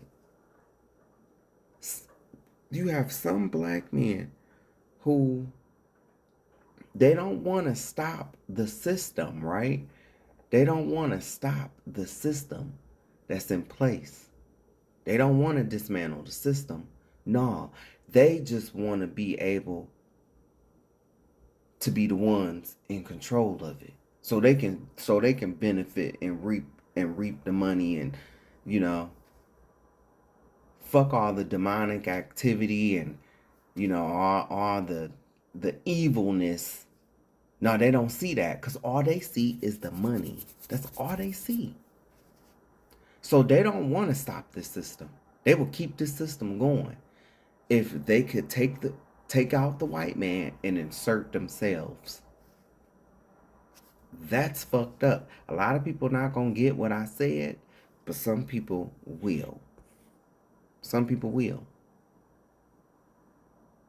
If some of these black men could take Trump out and take his, like how just all them pictures of the family getting rich and their net worth and stuff like that, and today, if they could take the white man out and insert themselves in, they would.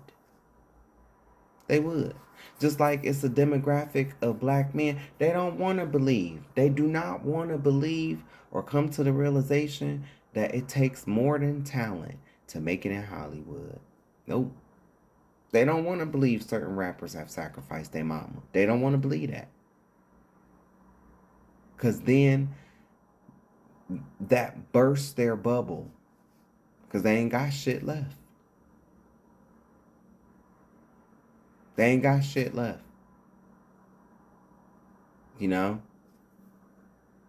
But, hey, we're here. But on the issue of race, on the treatment of African Americans, specifically, even being terrible at what they're doing has still proven to be disastrous for our country. And it is, in part, the posturing from the White House and the president. That is stuff that validates and excites the worst bigots in the country, and that is consequential. But it's more than that, too. We are now about 16 months into what has been from day one a concerted and intense targeting of black Americans, specifically by this president and by this administration. On his first full day in office, he proclaims war on diversity efforts, not only in government, but in any institution in the country over which he can exert leverage, everything from schools and universities to law firms to private businesses of every stripe. He then immediately started firing some of the highest profile black public officials in the whole U.S. government, seemingly regardless of any other thing about them. I mean, right away, we get the firing of the chairman of the Joint Chiefs of Staff, Charles C.Q. Brown. We get the firing of the Librarian of Congress, Carla Hayden. And then it's Gwynne Wilcox from the National Labor Relations Board. And then it's Robert Primus, the chair of the Surface Transportation Board. And then it's Alvin Brown from the NTSB. And then it's Peggy Carr, the head of the National Center for Education Statistics. And then it's Willie Phillips from FERC, from the Federal Energy Regulatory Commission. And then it's Lisa Cook from the Federal Reserve Board of Governors, and on and on and on. When Trump and his top political donor, Elon Musk, then started just lopping off huge swaths of the federal government to disastrous practical effect, the largest and most egregious cuts targeted federal agencies that employed a disproportionate number of black employees. Reporter Erica Green wrote about this a few months ago for The Times, noting that nothing had moved backwards in the federal government for black Americans this quickly or this far in over 100 years. Since Woodrow Wilson came in 1912 and resegregated the federal workforce.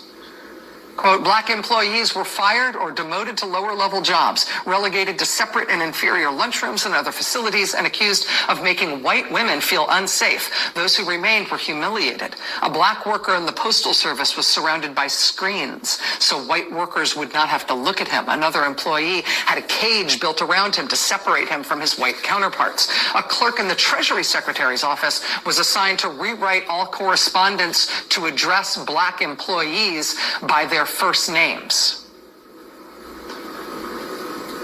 The way Trump addressed the Librarian of Congress, Carla Hayden, by her first name when he crowed publicly about firing her for no reason. In the year of our Lord 2025 and now 2026, this president and this administration is not just inheriting that history from the Wilson administration, it's furthering it in its own ways. Since 1965, there has been an executive order in effect. It was signed by Lyndon Johnson, 1965. Since 1965, all federal contractors have been banned by executive order from discriminating on the basis of race, color, religion, sex, sexual orientation, gender identity, or national origin. Donald Trump rescinded that 1965 rule on his first full day in office. Less than a month later, Trump announced another rule change. They rescinded Clause 52.222-21 of the Federal Acquisition Regulation, which doesn't sound like much, but I'll tell you what the title of that is. It's Prohibition of Segregated Facilities. That's what Trump rescinded less than 1 month into being back in the White House. That section reads, quote, the contractor agrees that it does not and will not maintain or provide for its employees any segregated facilities at any of its establishments, and that it does not and will not permit its employees to perform their services at any location under its control where segregated facilities are maintained. That anti-segregation clause has been in government contracts for decades. Donald Trump overtly reached out to rescind it, which means, bluntly, that the federal government no longer explicitly prohibits contractors from having segregated restaurants, waiting rooms, and drinking fountains. And see, I know some people might have a problem with this, but, I actually don't. Because, see, they want us to be mad at them, when they want to go build their white towns and, they have their white establishments, and see, they want us to be mad at them, right? But the moment we show the same energy, not out of madness, not the minute we take the ball and say, okay, that's fine. Y'all want segregation? Hey, cool. So we start developing our black restaurants. We start developing our black schools. We start developing our black cities. It's going to be another Tulsa. Because they're going to get mad. They're going to get mad. They're going to get mad because, one, we're not coming to them. We're not supporting them. They're going to be mad because they rather you know,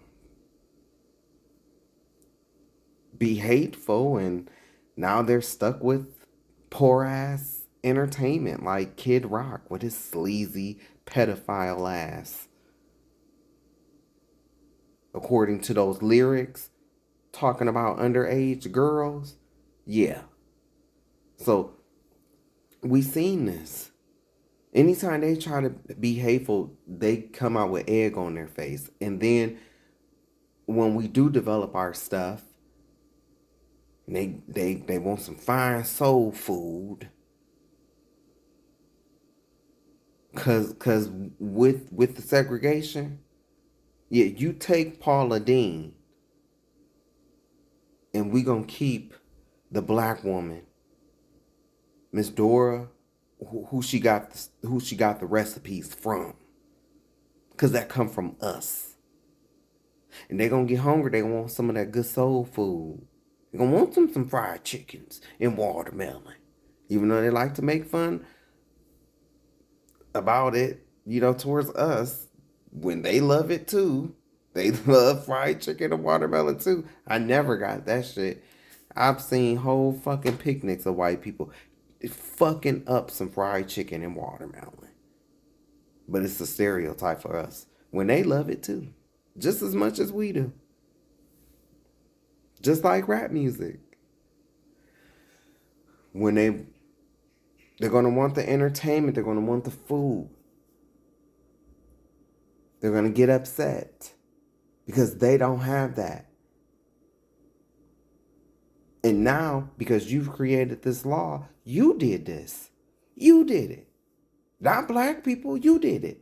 And now, because you've cut your nose to spite your face, now you want to take that out on black people.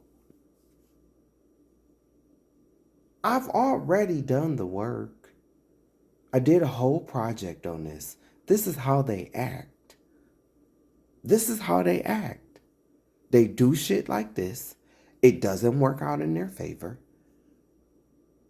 It somehow works out for us. That somehow is God, because we are the children of Israel. We are the real Jews. And God is going to back us, even though we are in our captivity, in our last captivity. He's still going to back us. And they're going to get mad. They're going to come in because, just like with the Unk and Tendernism situation, they ain't getting the credit. They ain't getting the money. So now they got to come in and destroy everything. That's what these people have done throughout history.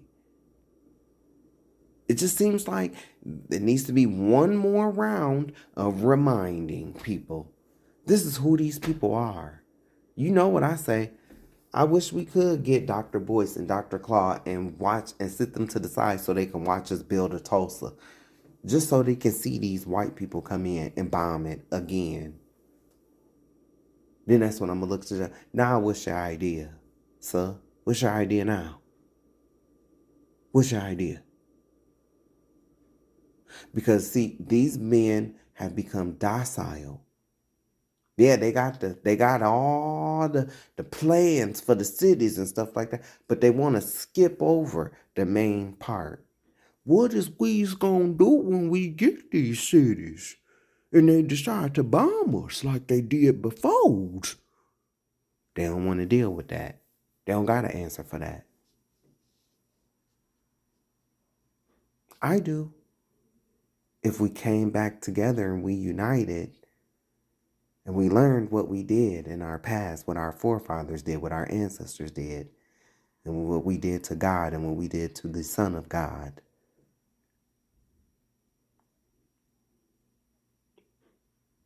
We will be protected. Things would change in an instant if we stop disrespecting his Sabbath day. If we keep the law, statutes, and commandments that our ancestors binded us to. We took an oath. Our ancestors took an oath. And we've never kept up our end of the covenant. That's why all of this is going on. But hey, black folk don't want to face the truth. They don't want to face the truth. And unfortunately now, you got some of these Power Ranger groups out here You know, some of these Hebrew brothers, they've pushed a lot of people away. They've saved a lot of people too, but they've pushed a lot of people away with some of their ways. Not all of them is bad,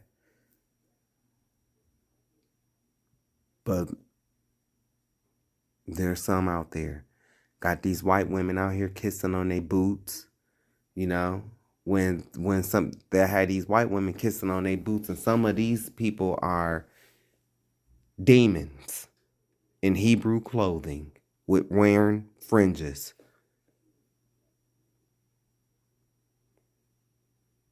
Got the audacity to want to make somebody kiss their boots when they are as filthy as a dirty ass rag themselves.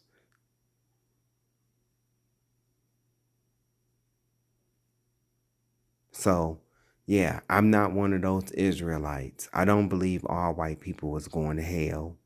I don't want no white people kissing my boots. Because I say it all the time, I have not kissed the boots of Christ. Christ is our Redeemer. The reason why we have this knowledge about the book of Jubilees, about the book of Jasher, about all these other books, the book of Enoch, the book of Wars, the works of Josephus. We have all of this stuff because of God, because of the Most High. But even on the Hebrew side, you know, a lot of these black men have slithered in and infiltrated, using it as a way to get some pussy. It's wrong. Make America great again, right? Recently fired and sidelined employees in the Department of Housing and Urban Development have started sounding the alarm that the Trump administration is just bluntly no longer enforcing a federal law known as the Fair Housing Act. Fair Housing Act, another pillar. I talked about all of this. You're going to start to hear terms: white fragility, the Fair Housing Act, the Voting Rights Act. I talked about all of this stuff in one of the greatest history projects concerning black and white people. But because it's not the NBA finals, because it's not NBA, because it's not the NFL, because it's not baddies, because it's not playboys, because it's not the ballroom scene. That old saying is true. You want to hide something from black people? Put it in a book. It's true. Black people don't want to learn. They don't want to, they just want to wing it. And you ain't going to make it this time by just winging it. You're not. You're not.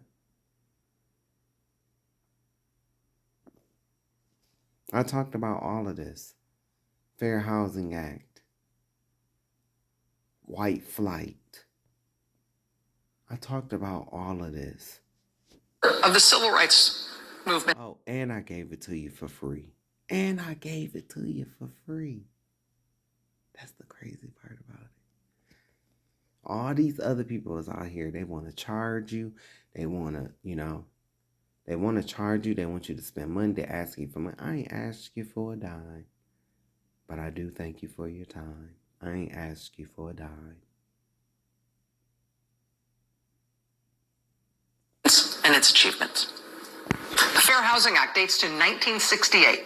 It says you can't refuse to rent to someone or refuse to sell a house to someone on account of their race or their color or religion or national origin or any other factor against which we're supposed to be protected from discrimination.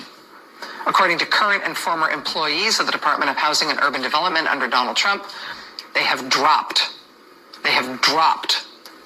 enforcement of the Federal Housing Act. In Trump's first year back in office, black unemployment spiked in this country from 6.2% all the way up to 7.5%, making it the highest of all racial groups. Under Joe Biden, black unemployment had been at a record low of 4.8%, spiking now under Donald Trump. The Trump administration, generally speaking, is bad at its work. It is bad at what it sets its mind to in all sorts of ways.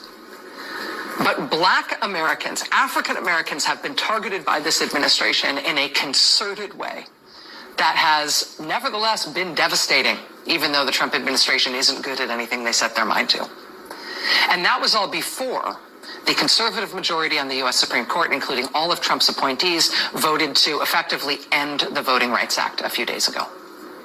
As soon as the court said they would take up that case, people started mapping the worst case scenario for what Trump and the Republicans would do, particularly in the South, if the court gutted the Voting Rights Act of 1965, the crowning achievement of the civil rights movement.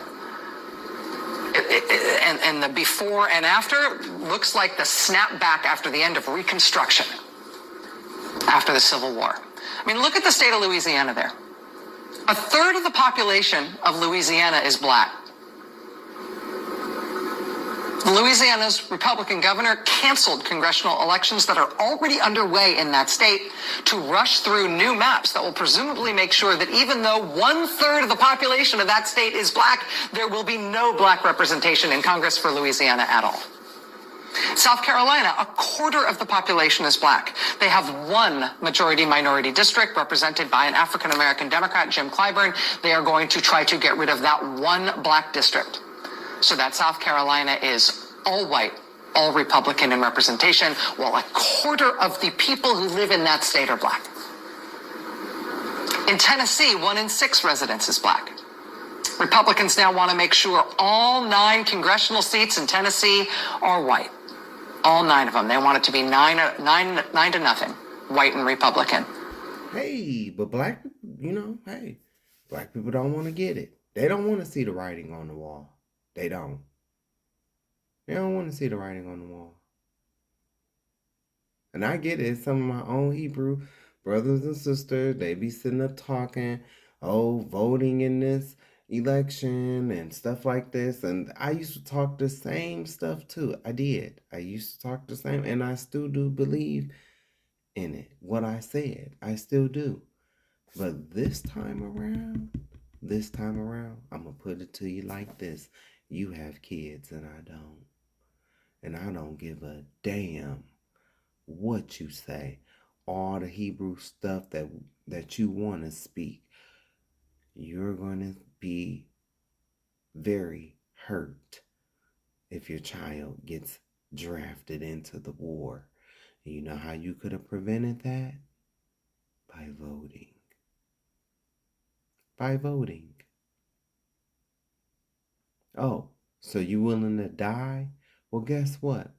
Had you would have voted for Kamala, then you wouldn't have to put your life on the line to keep your child from being drafted into a war or whatever else is going to come. Whatever else is going to come as a result of this troglodyte in the White House right now. It's all fun and games. It's all fun and games. Until something serious happens.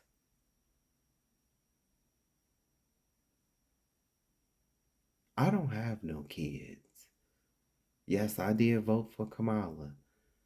And I understand that I just showed you what I just said at the beginning. I understand this.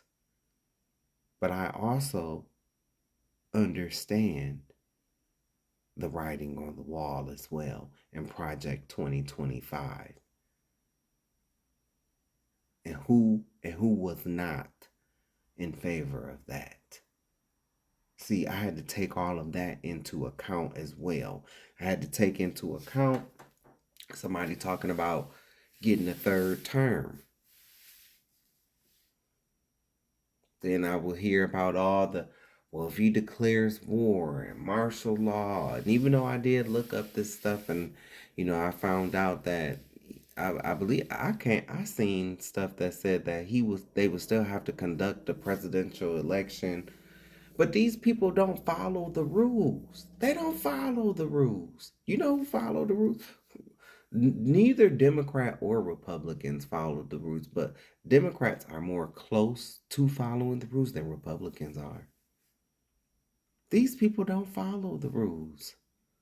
They only create and bring up the rules when they're not in office. The Republicans do what they want to do. They do. They do what they want to do. They're showing you right now. And what is the Democrats doing?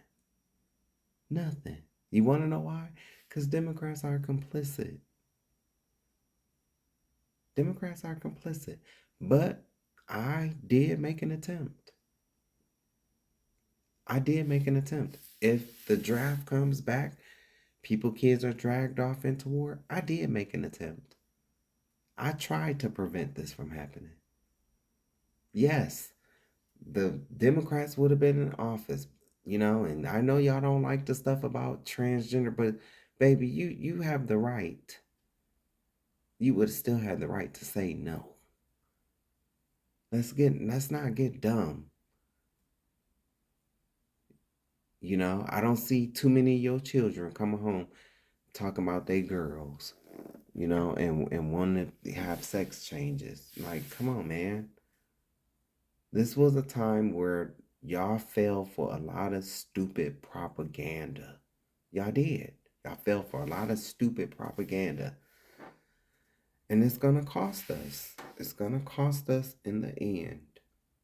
It's going to cost us. On the Hebrew side, too. You just ain't seen it yet.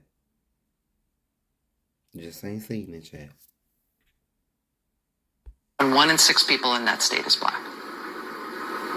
In her dissent from the majority ruling, Justice Elena Kagan said it will likely cause the largest reduction to minority representation since the end of Reconstruction. She probably didn't need to use the word likely there.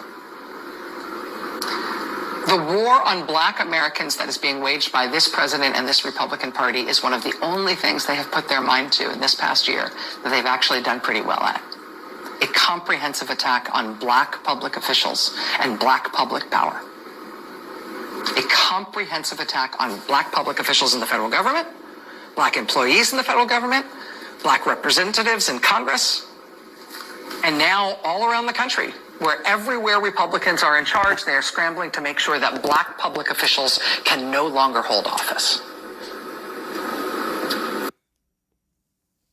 But I tried to tell you. I tried to tell you why. I tried to tell you why this is happening. I tried to tell you why they are doing this.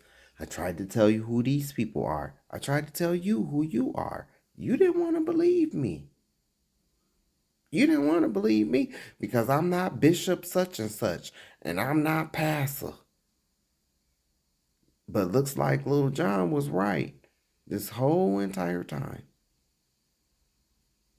That's got to do something to you niggas that's claiming you've been in this Bible for 20 years. And yet you still going to church on Sunday. You can't explain how you got 3 days and 3 nights from Friday to Sunday morning. You refuse to accept the fact that you've changed the word of God from tithes being money to tithes being food. You are still pagan. You celebrate traditions of men. You uphold traditions of men. You put other gods before God. I tried to tell you all of this, but nope, I don't know what I'm talking about.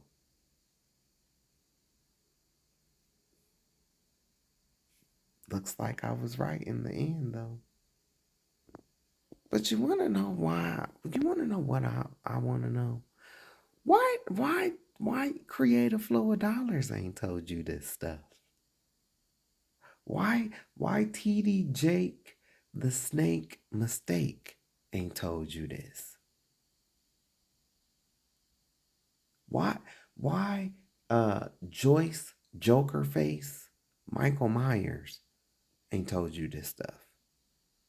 Why haven't these people who you have put so high on a pedestal, why they haven't told you none of this stuff? In the end, you gonna see. You gonna see these people that you think is so holy, and they just know, they don't know a goddamn thing.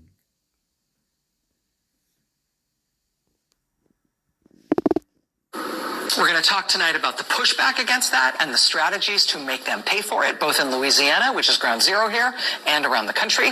We're going to talk tonight about some surprising pushback from churches and the clergy. We're going to talk tonight about a blistering takedown of Trump and the administration in federal court in Washington in a most unexpected case. But big picture here, we are in the middle of something really radical in this country. Not just to get rid of our constitutional republic, to replace our form of government with something else, but to get rid of the multiracial democracy that our Constitution is supposed to protect. It is No, to get rid of black people. Say it, Rachel. To get rid of black people. That's the goal. But nope, you want to be distracted with Clay and Meg, the UFO files, the NBA, the NFL. This is what you want to be distracted by. So that's what you're going to get. war on Black America. The fight to save it is looking like it's going to be the fight of all of our lives. More ahead tonight. Stay with us. Now, I'm going to play this, but I have a message for Bishop Morton. Bishop Morton. Because y'all know how I feel about these people, about these bishops. Let's see what he's talking about. I applaud what he did today, but... back. Tell you today, we ain't going back. You need to get that clear. You can do what you want to do, try all you want to do, and if you feel like you're done with the others and cut me off, that's fine. I got enough said. This needs to stop. Now, if you say that you're Christians, and many of you say you're white evangelists, or white evangelicals, act like it. You know what? They are acting like it, Paul. They are. They're acting like it. And this is the problem. Our black men who want to call themselves bishop, and this is where y'all not going to like me, and you don't want to hear what I'm saying, but at the end, you're going to come back and you're going to listen and you're going to see that everything I said was correct. These men do not know the Bible. They don't know scripture. I'm not saying it as, Bishop Paul Morton probably can quote this Bible back and forth. But Bishop Paul Morton don't understand the history. He don't understand the characters. He don't know who he is. He don't know who his people is. Who his people are. I've talked about Talbert Swan too in the past. And I came at him because he came at the YouTuber, so I fired back at him. But I'm going to tell you something about Talbert Swan. I be seeing his posts. He's starting to come around. A lot of these men, they starting to recognize. They going back. It's like they going back and they reading the Bible without that theologian influence. And they going back to Genesis 10. And they noticing that, hey, these people was dark skinned. These people was black. These people was black. And you know what? I'm starting to think y'all seminary theologian teachers lied to me. And now you see them. I be seeing Talbert Swan's post. I seen him, some of his posts, he sound like an Israelite. Almost. Sounds just like an Israelite. Talking about Christ is black. See? Because they starting to come around. They starting to know. But some of these guys, it was all about notoriety. And they don't know the scriptures. They don't know the history. When I say they don't know the scriptures, I'm not saying that they can't quote the scriptures. I'm not saying that. You can quote the scriptures all day. But if you don't know the history and the context and the characters surrounding said scriptures, baby, you quoting stereo instructions.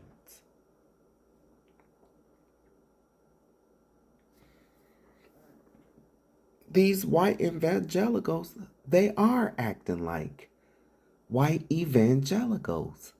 They were the ones who came in during the Renaissance after black people fell from ruling Europe during the Dark Ages.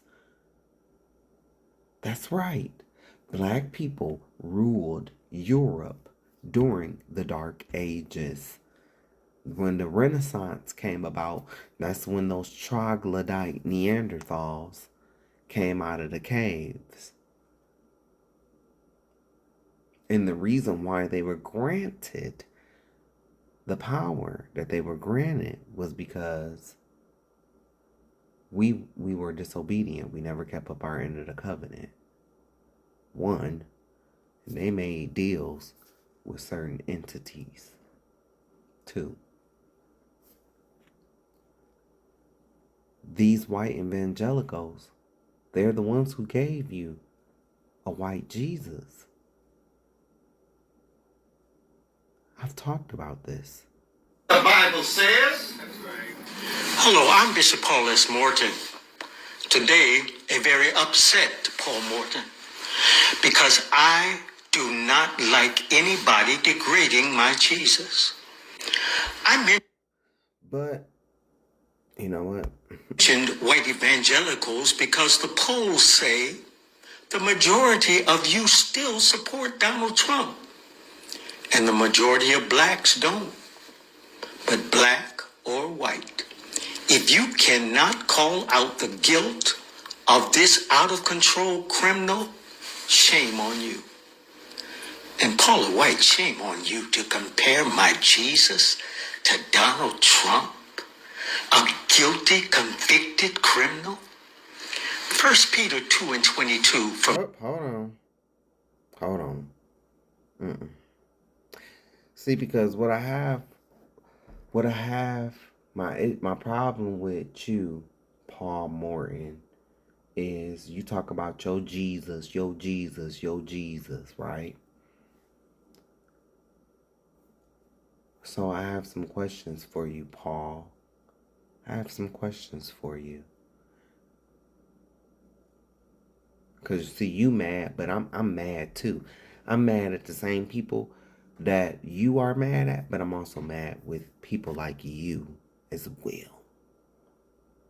Did you celebrate Christmas? Did you celebrate Christmas? Do you know that that's a lie on your Jesus? Do you know that? The scriptures don't support a winter birth. Christ was not born on December 25th, Paul Morton. Christ was born in September in the year 4 BC during the Feast of Tabernacles. You know, those are the laws that y'all teach is done away with, but according to Matthew 5:17 through 19, they're still in place. It's just that Christ takes place of the sacrificial laws. We don't have to do sacrifices because Christ is the ultimate sacrifice. But the law is still in effect. And for the laws that we can't keep, like tithes, we can't keep tithes. That's where grace comes in. Because tithes is not money, tithes is food. Even in Matthew 23, those are spices. That's food. Bring ye meat into my storehouse, not dollar bills, y'all, into the bank. that don't mean that. You've changed the word of God. But anyway, did you celebrate Christmas? Because you getting ready to quote scripture right here, but I got a scripture for you if you celebrated Christmas. Jeremiah 10, 1 through 6. You need to read that. Did you bring a Christmas tree into your house? That's an abomination. Did you know that?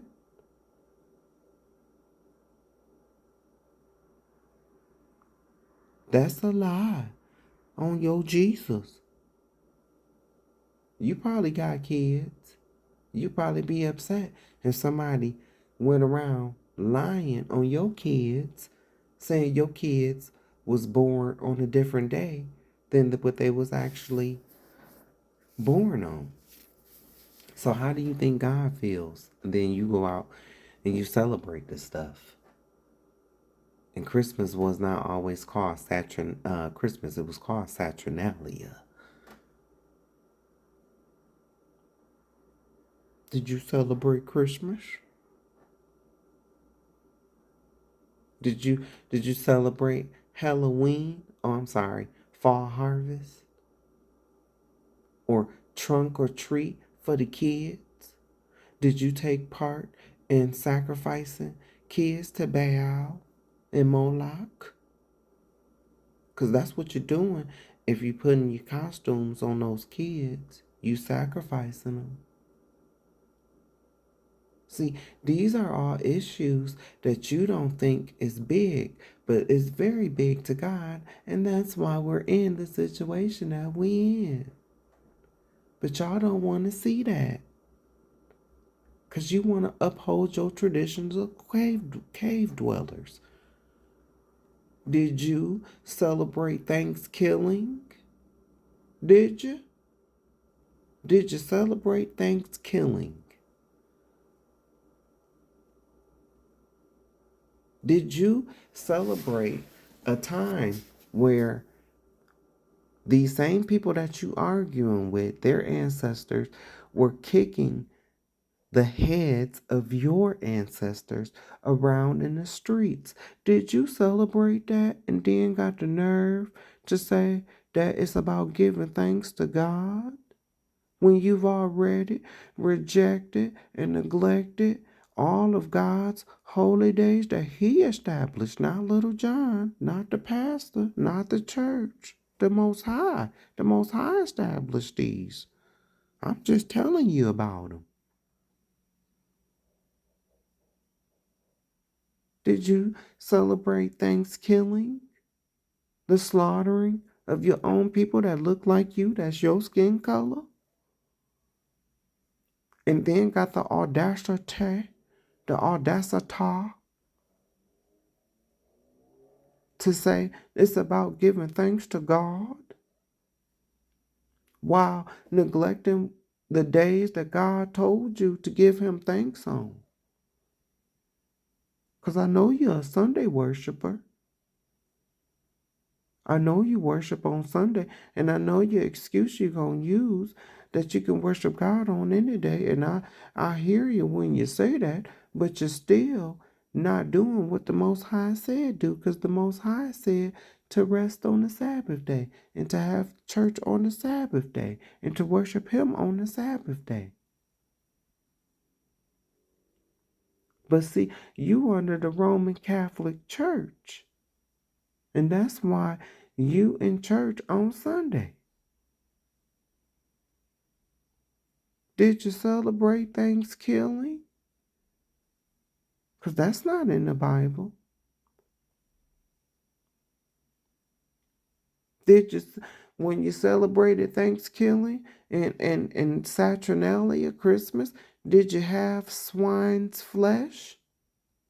You need to read Isaiah 66, starting at verse 15. Or no, I think it's verse 17. That's a future prophecy. When it's talking about somebody behind the tree eating swine's flesh. You're not supposed to be eating pork. Did you have any bacon?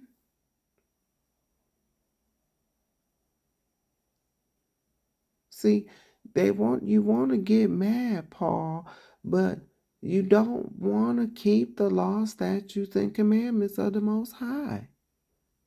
And then you teach your people to do wrong. And then you get mad at the outcome, which is punishment and correction.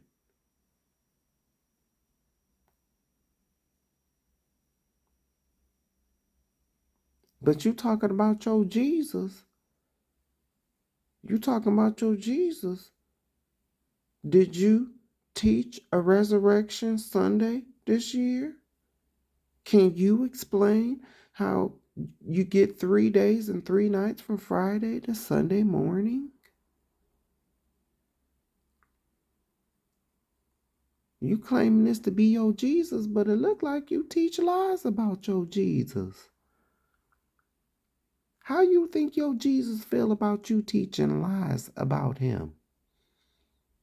Now, I'm not denying that your Jesus was in the tomb.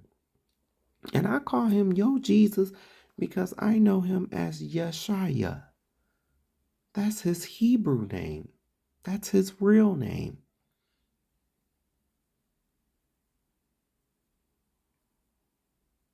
But to meet in the middle, I call him Christ when I'm teaching.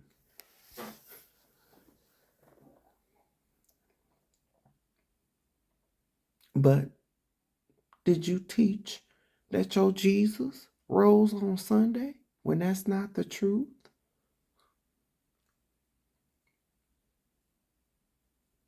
He was in the tomb for 3 days and 3 nights. He was.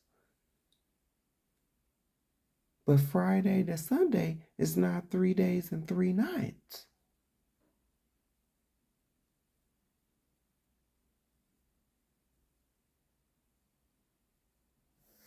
So you talking about your Jesus and you a bishop. I seen one of your bishop peers one day. This was years ago. The man said out his own mouth, I don't know if Noah preached for 120 years. He said this. But he a bishop. You a bishop. And you talking like this. Not Paul, but another one. A lot of you church people, your leaders, you want to call them bishops, you want to call them apostles. It's the equivalent to a 5-year-old or a 10-year-old having a driver's license. And although, yes, you are old enough to drive,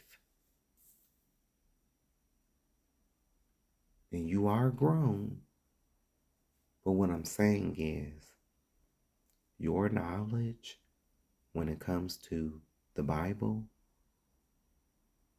is like a 10-year-old having a driver's license or trying to obtain a driver's license.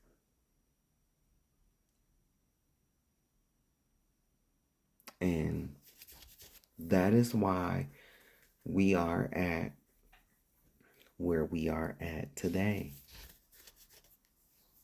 The Black Christian Church has collected $420 billion from 1980 to 2006. $420 billion. Ain't no telling how much they've collected. And it's been 20 years from that point.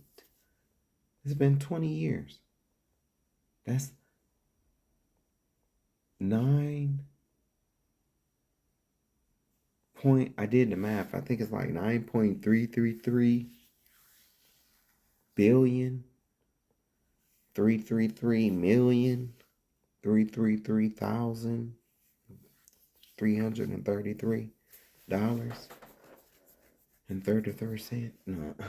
But every year, yearly, 10 churches within a 2-mile radius. And look at these neighborhoods.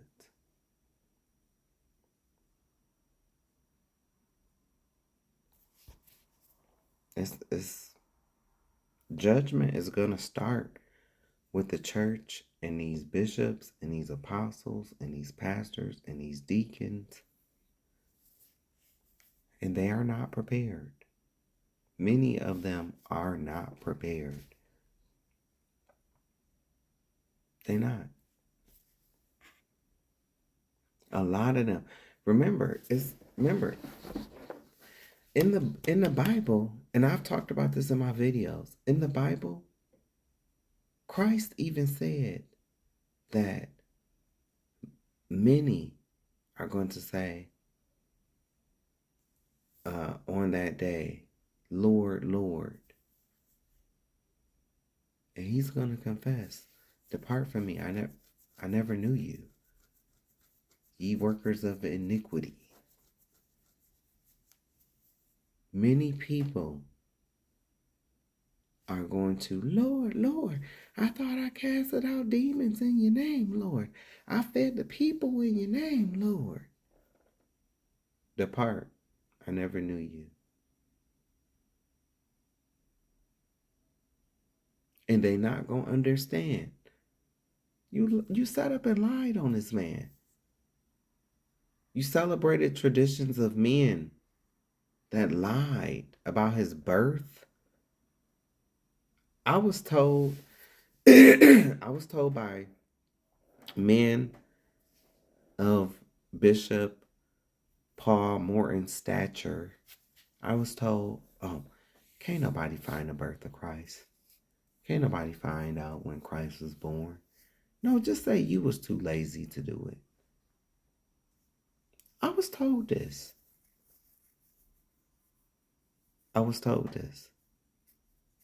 Can't nobody find out the birth of Christ.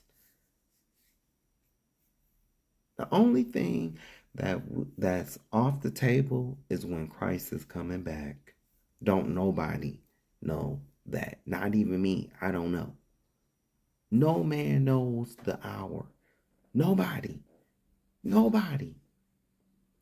And if you really sat here and you went through my work, I have never, ever given a year or a time when Christ was coming back. I did tell my uncle that Christ was coming back soon. And I said, I believe we're going to see it. I said, I believe we're going to see it within his lifetime. I do believe that. I believe we on the brink. I really do. I believe we are on the brink. It's just like a few events that have to happen. And where we at right now, we are at a tipping point. When they happen, they're going to happen like that. Ain't going to be no slowness. See, right now, everything has been a gradual, like, slow build. But baby, when shit hit the fan, quick, like that, it's going to speed right up. And it's going to have to cause Christ to come back, because if he didn't, there ain't going to be no flesh left. That's in the scriptures. But a lot of these guys, like Paul Morton, man, it's no shade, but they dropped the ball. They did, because it's like they couldn't see that this whole Bible has been talking about them. Deuteronomy 28:15-68. You can't get away from that. You can't get away from it. You can't get around it. That's talking about us. It's verses in Deuteronomy 28:15-68 that's so goddamn specific. You know it's talking about us. You know it's talking about us. When it gets to talking about the stranger is going to rise above thee He shall be the head, ye shall be the tail. He shall lend to you, you shall not lend to. Who the fuck own all the banks? Who what's the predominant race that's in the check payday loans, stores? Ace Cash and all these payday loans. It's black people. Who in the pawn shops pawning shit mostly? Black folk. And Hispanics. But this ain't even about them. Because they so motherfucking delusional. They even check white on their application sometimes. So that's how delusional they are. It's black folks. Black folks is the ones who's being lent to.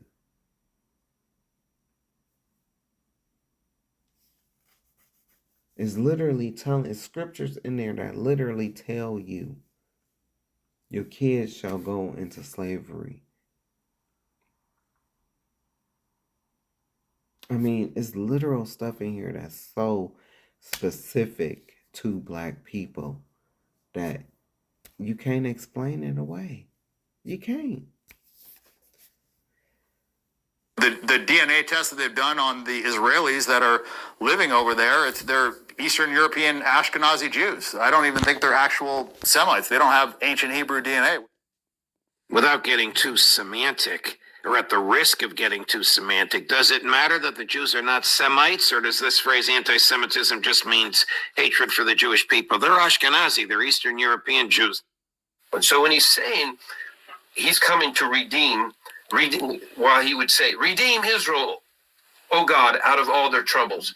First thing they need to be redeemed at, more dangerous than Hamas, more dangerous than Muslim neighbors, are internal, these, and there's another biblical name, these who say they are Jews and are not. I was going to ask you about that. In Revelation 3:8, I think. I was going to ask you that question. Does that refer to this time, or can it refer to this time? It can. It's Revelation 3:9. Indeed, I will make those of the synagogue of Satan who say they are Jews and are not, but lie. Yeah. And there's a different application for it, but we understand this is really there's a practical storyline I've shared before on a program maybe a year ago, I don't know, about the Khazarian mafia and the Khazarian Jews, and I'll just say the briefest understanding of it and how this applies to them, because it's about 1,000 years ago. Really, these are almost like marauding tribes, not like tribes of the tribe of Israel, but they're based out of the Ukraine, ironically or not, based out of Kiev.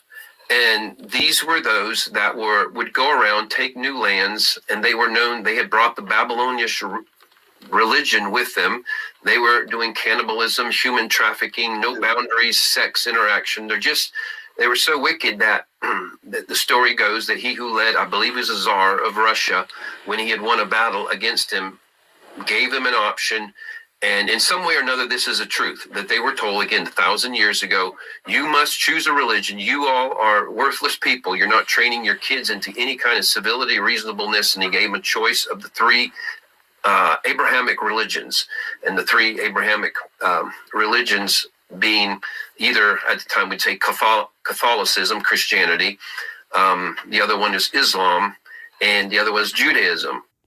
Okay, so they've said a few different things here. First of all, I want to say that, because y'all know how I be going in on Catholicism and Christianity.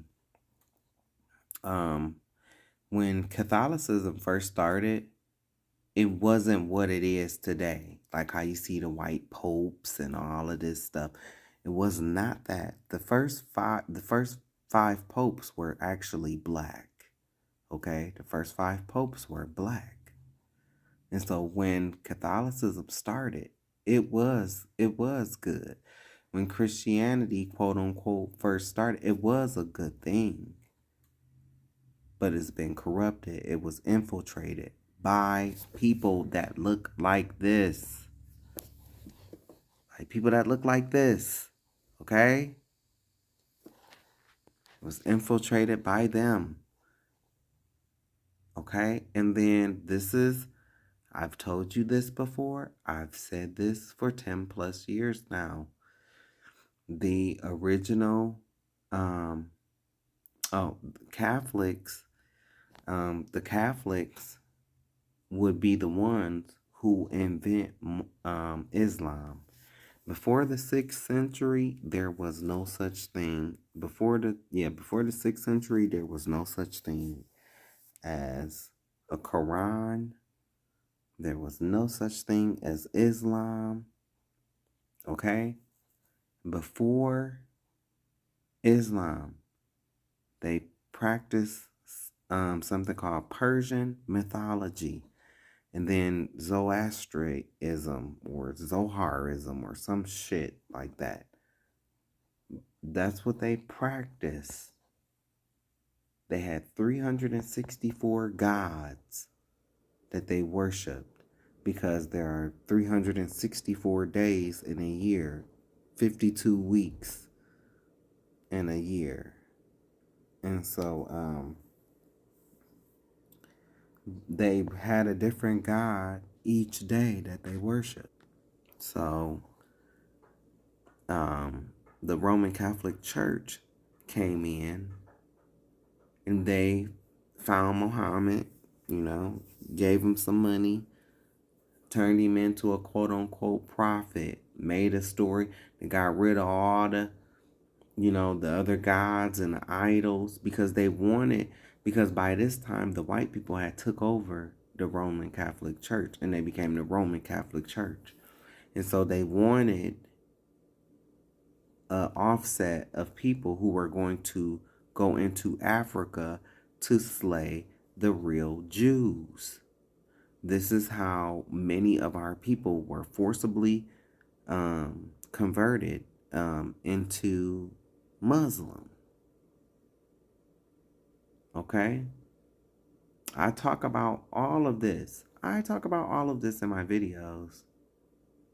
I've been talking about this for years, even though Little John don't know what he talking about. Looks like Little John ain't so crazy and actually knows what he's talking about. And people don't want to deal with they were wrong. They were wrong. They persecuted me. They came against me. They were wrong, though. In the end, they were wrong. Because of their jealousy, because of their pride, because of their ego. They couldn't take me. They couldn't take the fact that who you think you are? You ain't nothing but a faggot. But I'm a faggot. That was right. That is right. They can't take that. Because in their mind, I'm beneath them. I'm beneath them. Or at least that's what they were taught to believe, right? They were taught to believe that I am beneath them because I am a faggot. And they're supposed to know everything. But what they're finding out is that they know nothing. They know nothing. And because of their hatred, because of their arrogance, they missed out. That's a gut punch. Now they gotta wonder, well, why didn't you bless me with this knowledge? Why? They don't want to hear the answer to that. Because you weren't interested in it. All you wanted was the NBA and the NFL and where the hoes at. That's what you wanted. And the money. That's what you wanted. You weren't interested in this. But I was. I am. And I learned. And I started calling people out. I started calling things out. And because I'm right, and they were taught something opposite of me and they're wrong, it's jealousy, it's pride, it's ego. You know, that stuff keep you out of heaven too now. But they don't wanna see that. I told y'all, on that day, many shall come to me, Lord, Lord. It's gonna be a great gnashing of teeth, great cry. Many shall come in my name. What name? Christians. Christians? Who is the many? Who is the many? Christians. These people that think they know so much. Think they holier than thou, but actually are ratchet, naked, and cold. And they don't even know it. Don't even know it.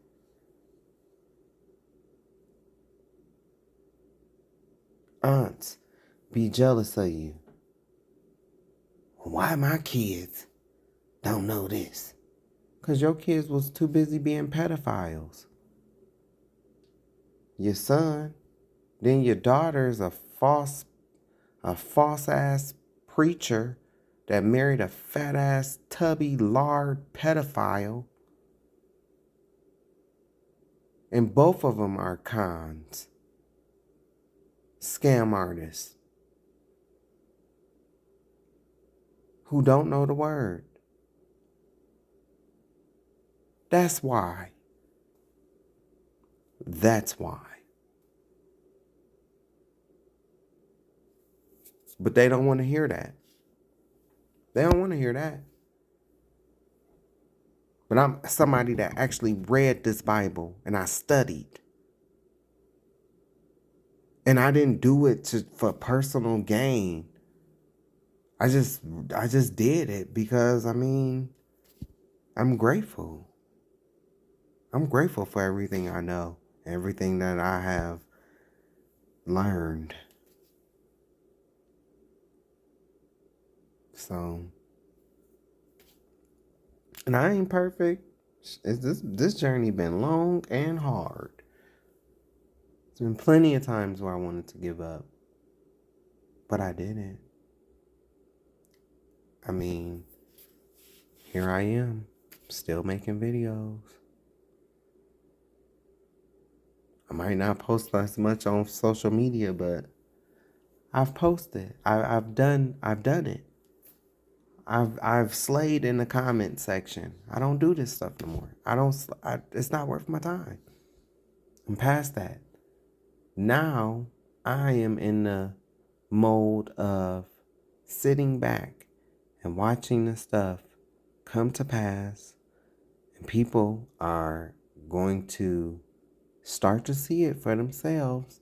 And their pastors are not going to be able to answer.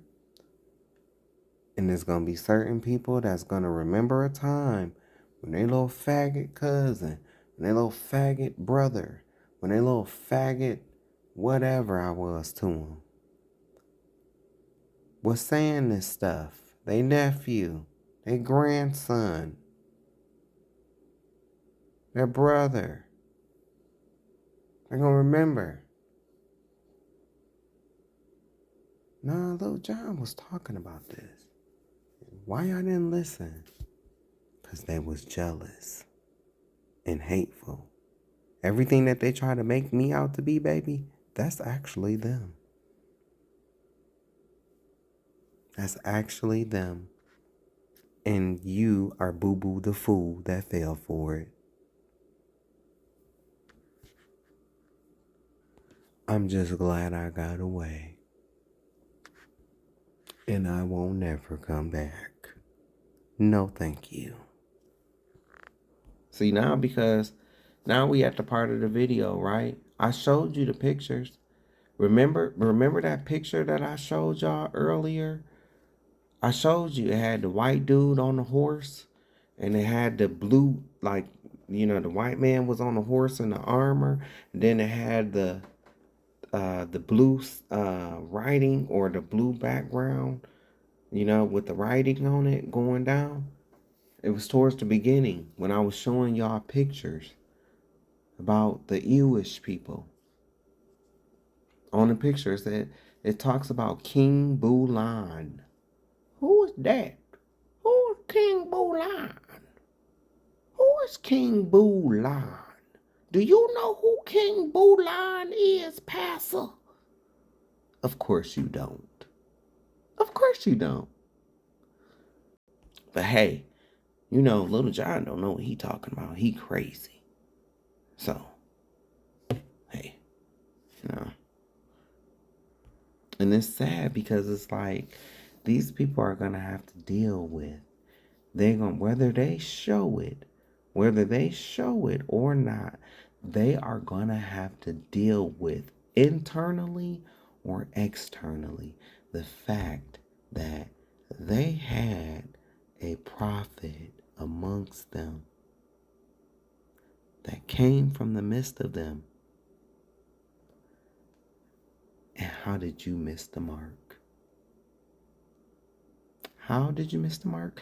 Because of your pride, your hate, your jealousy. That's how you miss the mark.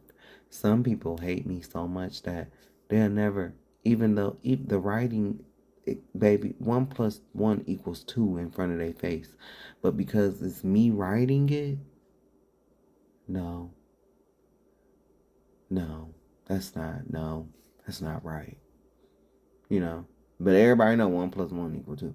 But because I'm writing it, no, that's not right. But then if somebody get up there and they write 1 + 1 = 2 that they like, oh yeah. See, they smart. But because I wrote it, and this is a real thing. You want to know how? Because our people already did it to Christ. When our ancestors had to choose between Christ and Barabbas, and our ancestors chose Barabbas. A goddamn demon. He wasn't a literal demon, but his behavior was that of a demon. He was bad. I mean, he definitely wasn't a good guy.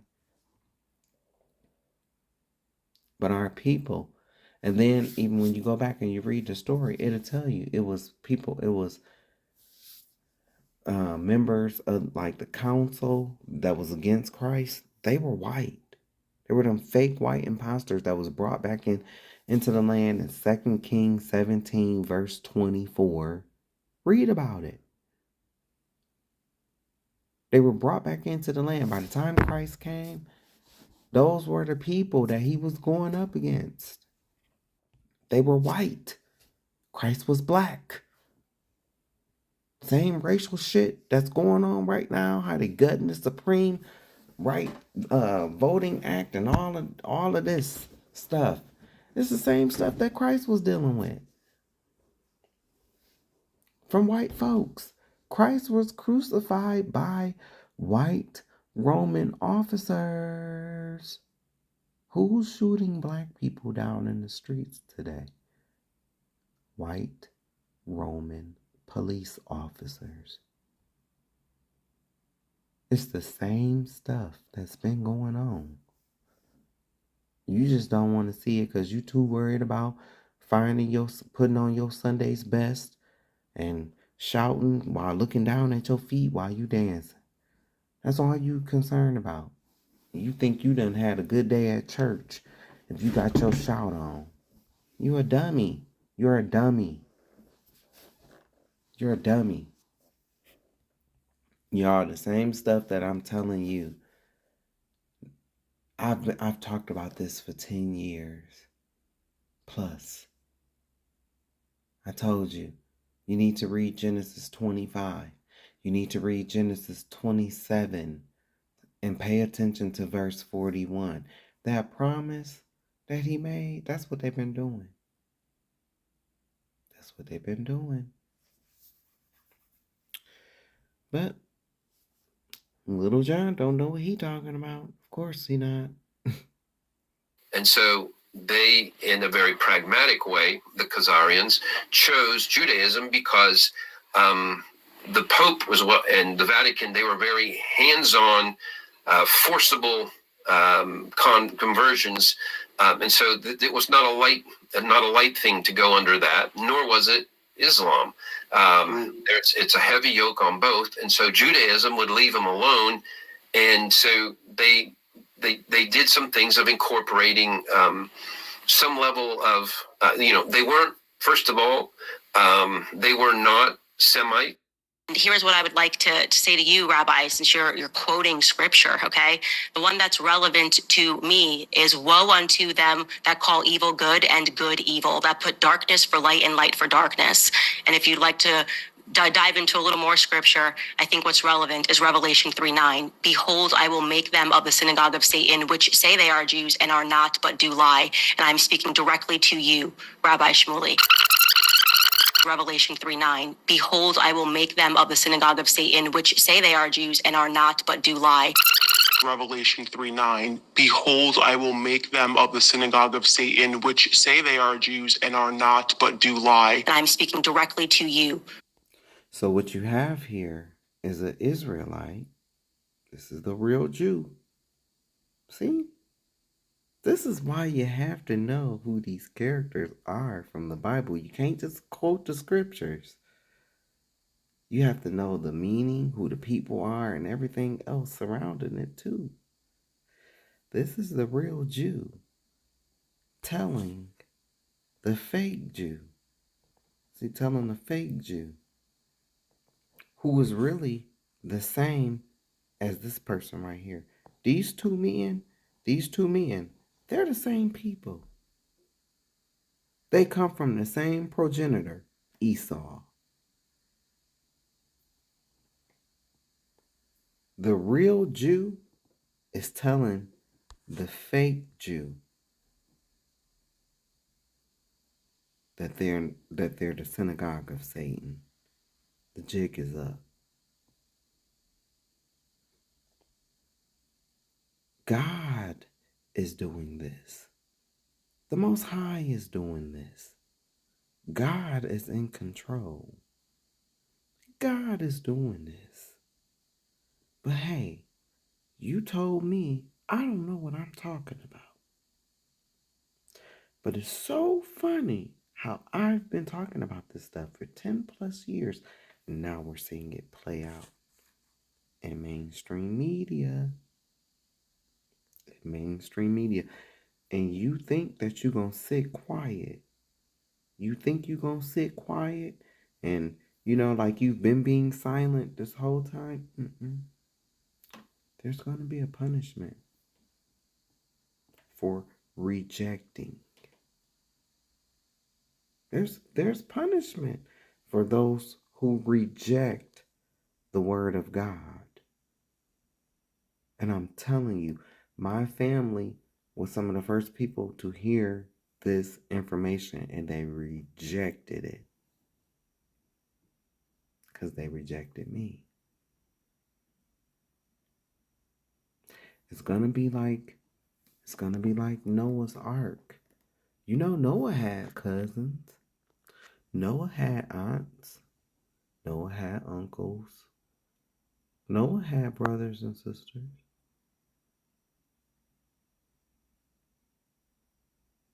But somehow, only Noah,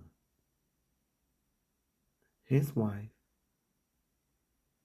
and their 3 kids.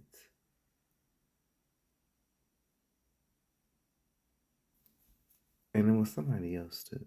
I forget, but anyway. They were saved. I read about it. It was either in the Book of Jubilees or the Book of Jasher. It's early. It's 4:04 in the morning. So a little rusty right now, but I'm almost finished. But he had family, and I read about this in the Ark. They used to tease him. Oh, you crazy, They used to tease Noah. Used to clown him. until that rain came. When that rain came, they was fighting tooth and nail trying to get on that ark, to the point where God had to send animals. God had to send animals to start slaying people so they wouldn't destroy the ark.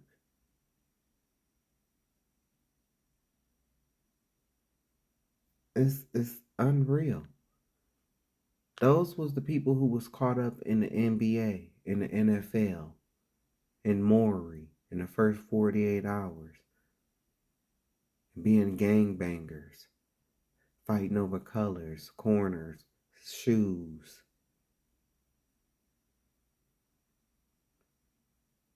Those are going to be those people. And guess who else going to be? The people who was too caught up and too involved in church, but was not involved in the scriptures, and was fooled to believe that they had a relationship with Christ when they had more so a relationship with a pastor, because that's who they was giving their money to. The church gonna gag when they finally realize that the church is going to go through the great tribulation. I say it's gonna be bittersweet because it's gonna be so funny. It's gonna be so funny. But at the same time, it's gonna be sad. It's gonna be funny though. Because these people, they gonna like looking at their wrists like they gotta watch. Like this, we still ain't been raptured. Yeah, dummy, because you was lied to, stupid. And after all this foolishness and the stuff that y'all been doing in these churches, you definitely earned a front row seat on a roller coaster ride straight into the Great Tribulation. Congratulations. That's what you deserve. The level of foolishness. I've talked about this in the church. Coming in on zip lines. All the foolishness with the dance and the playing rap music in the church, got the praise dance song on the same CD as Sexy Red. Then when you put the CD on, the first track is Sexy Red. You hear that in the church. No, go to track 3. The disrespect, the adultery, the molestation that's going on in the church. You've earned a front row seat to the Great Tribulation. Welcome. Many of you are going to perish because you was unprepared. My people perished for lack of knowledge. Get ready. You didn't want any. You didn't want it. That's what you get. Revelation 3:9, behold, I will make them of the synagogue of Satan, which say they are Jews and are not, but do lie. And I'm speaking directly to you, Rabbi Shmuley. Current day Israel is not the bloodline of the biblical Israel tribes. Okay, hold up. Hebrew Israelites are pushing that the slaves from transatlantic slavery, right? West Africans are Israelites as a result of Deuteronomy 28:68. I said, they may be onto something. These are the facts. And I don't mean this is stuff we could disagree on. I'm talking about this is irrefutable. Like we can go to Genesis and show dark-skinned, black-skinned, brown-skinned Israelites, the seed of Shem. We can, and then, don't get me started on Joseph marrying an Egyptian woman. Right. How about Abraham marrying Hagar, an Egyptian woman? Right. His third wife was named Keturah. Genesis 25. It's believed that she came from his household. Well, what made up his household? He had Canaanites, dark skin. They came from Ham. He's got Eberites because the Israelites that we see, you know, in Egyptian captivity and that are literally spoken of in the Old Covenant, well, they came from Eber. And Eber's in the line of Shem. And we know that Abram came from that same line. We're talking about dark-skinned people. So these are facts. So that's irrefutable. I mean, and there's so many other scriptures I could take you to, bro. There's a Benjamite in Psalm 7 named Cush. Yes. Cush means black, bro. Yes. Why would an Israelite mama name her son black? Judges 20, there's another Benjamite named Sheba. We all know about Sheba. The queen of Sheba we're very familiar with, but the queen of Sheba came from Sheba. Sheba came from both Ham and Shem. Both Ham and Shem have a Sheba representing both Ethiopia and Arabia. We know that Moses married a Midianite woman named Zipporah. The Midianites were as dark as Ethiopians. They were black. Black. So this is irrefutable stuff. Okay. Bro, this is all the stuff that I've said, but you know what was so crazy? So I started to notice that my own dad, right? He was starting to listen to this guy, right? It wasn't until he started hearing it from him that, you know, he finally started to see that it's something to this. But your own flesh and blood tried to tell you, you wouldn't listen to them. It's going to be the case for many. It's like, yeah, I'm glad you got it now. But I won't never let it, like, be unheard of everything that I went through with said people. It wasn't until these people started hearing it from quote unquote credible sources, quote unquote credible, when this man, doctor now, because when I first heard him, he wasn't doctor, he wasn't a doctor. But now he's Dr. Fred Price Jr. When I came across this man, I knew immediately, oh, you studied with Israelites. You didn't learn this in school. You didn't learn this in theologian school. They don't teach it. Because they are the enemy. Many of our black men that have went to these seminary theologians schools, they don't realize that they were taught by the enemy. They were taught lies on purpose. They were taught white supremacy. That's why they so docile.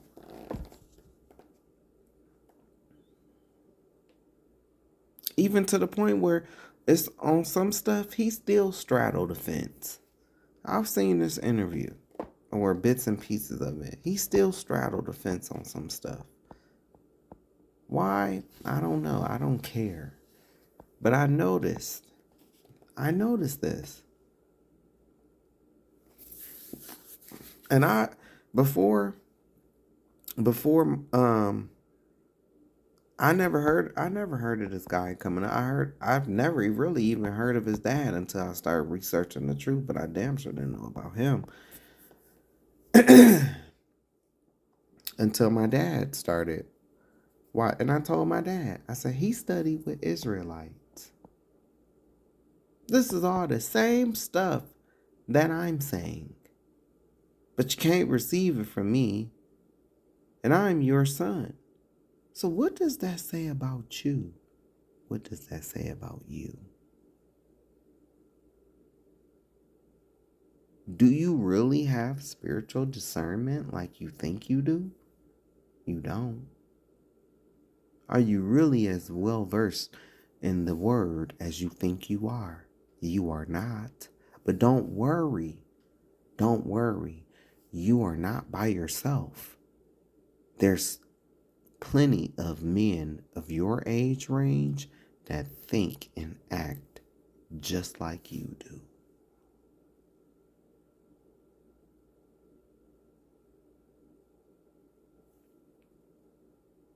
I've done my own historical DNA. I'm not talking about 23andMe and Ancestry. I'm talking about ancient DNA. There are products out there where you can go back further than what 23andMe and Ancestry can take you. And dude, I did mine. And I've got Tribe of Judah in me. I've got Hebrew in me. My ancient DNA says I'm 45% Semitic. This is the tribe that the lion comes from. Now I'm showing you two images here because what this test does is, I mean, it's really detailed, and they'll show you your similarity with certain persons that they have found from ancient days. Some of the names, they just have named them because they didn't know what their names were. But I want to show you this. It says, of my average genetic similarity to the tribe of Judah, 21%. Dan, 2%. Zebulun, 6%. Levi, 12%. I believe I have similarity to Simeon too, but I can't find that image. But of Judah, 21%. Of the remaining tribes, it was all less than 1%. But it says my highest genetic similarity is with a woman by the name of Neka from the tribe of Judah. And that's a 40% similarity. Okay, so I have DNA evidence that I'm an Israelite. So taking up residence in Africa, that's not a strange concept, right? For Israelites. Yes. Let's take it a step further.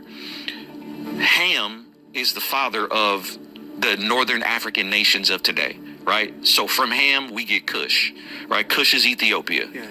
We get Mizraim, which is Egypt. All right, we get Put, which is Libya, and we get Canaan, which today is the modern day land and nation of Israel. Canaan is the territory that the Israelites took, right? So isn't it interesting that God had Israelites take Canaanite territory? Or isn't it interesting that God had Israelites, the seed of Shem, take a land from the seed of Ham? Is that just happenstance? Is that chance? Canaan were squatters. Well, extra biblical books tell us that when Noah told his sons to divide up plots of land, right? Japheth, here's where your seed will be. Ham, here's where your seed will be. Shem, here's where your seed will be. It's the book of Jubilees or the book of Jasher, I can't recall, that tells us that Canaan took land that didn't belong to him. They were squatters. Oh. The land of Canaan that we read about in Scripture was not his allotted land. I've talked about that. Was Shem's land. That was land that belonged to the seed of Shem. So really, when God gave Israel, the land of Canaan to Israel, he was giving it back to Shem. It was their rightful land from the beginning. It's the book of Jubilees or the book of Jasher, I can't recall, that tells us that Canaan took land that didn't belong to him. Oh. The land of Canaan that we read about in Scripture was not his allotted land. Nope. That was Shem's land. That was land that belonged to the seed of Shem. So really, when God gave Israel, the land of Canaan to Israel, he was giving it back to Shem. It was their rightful land from the beginning. Because how did Canaan even come about? Who was Canaan's mama? Is he gonna tell you that? Is he gonna tell you who Canaan's mama is? Why did Noah curse Ham's son, Canaan? Because, see, that's a big misconception, too. A lot of people think that all of Ham's seed was cursed. No. Cush, Put, and Mizraim were not cursed. The only ones that was cursed was Canaan. And it was because what Ham did. Do you know, Pastor? Do you know, Bishop Paul Morton? What Ham did to get his son Canaan cursed? Well, I'll give you the short answer because I've talked about this so much, and it's in the videos. It's in the videos.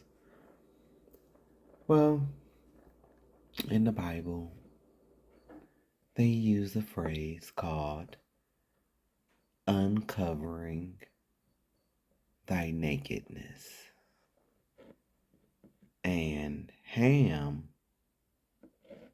did just that with Noah's wife, his mama. And that's how Canaan came about. Noah was drunk. Noah was drunk, which is why the Most High warned about, and even our forefathers, the 12 patriarchs from each tribe, each of the 12 tribes, they warned about alcohol. A lot of them warned about alcohol, especially Judah. Judah warned about alcohol. Spirits. That's why Canaan is cursed. Canaan didn't receive any land. Canaan didn't receive any land. Canaan took land, as Fred just said. Canaan took land that didn't belong to him. But Canaan would have never been here had not Ham did what Ham did. Ham slept with Noah's wife. That's what it means to uncover thy nakedness.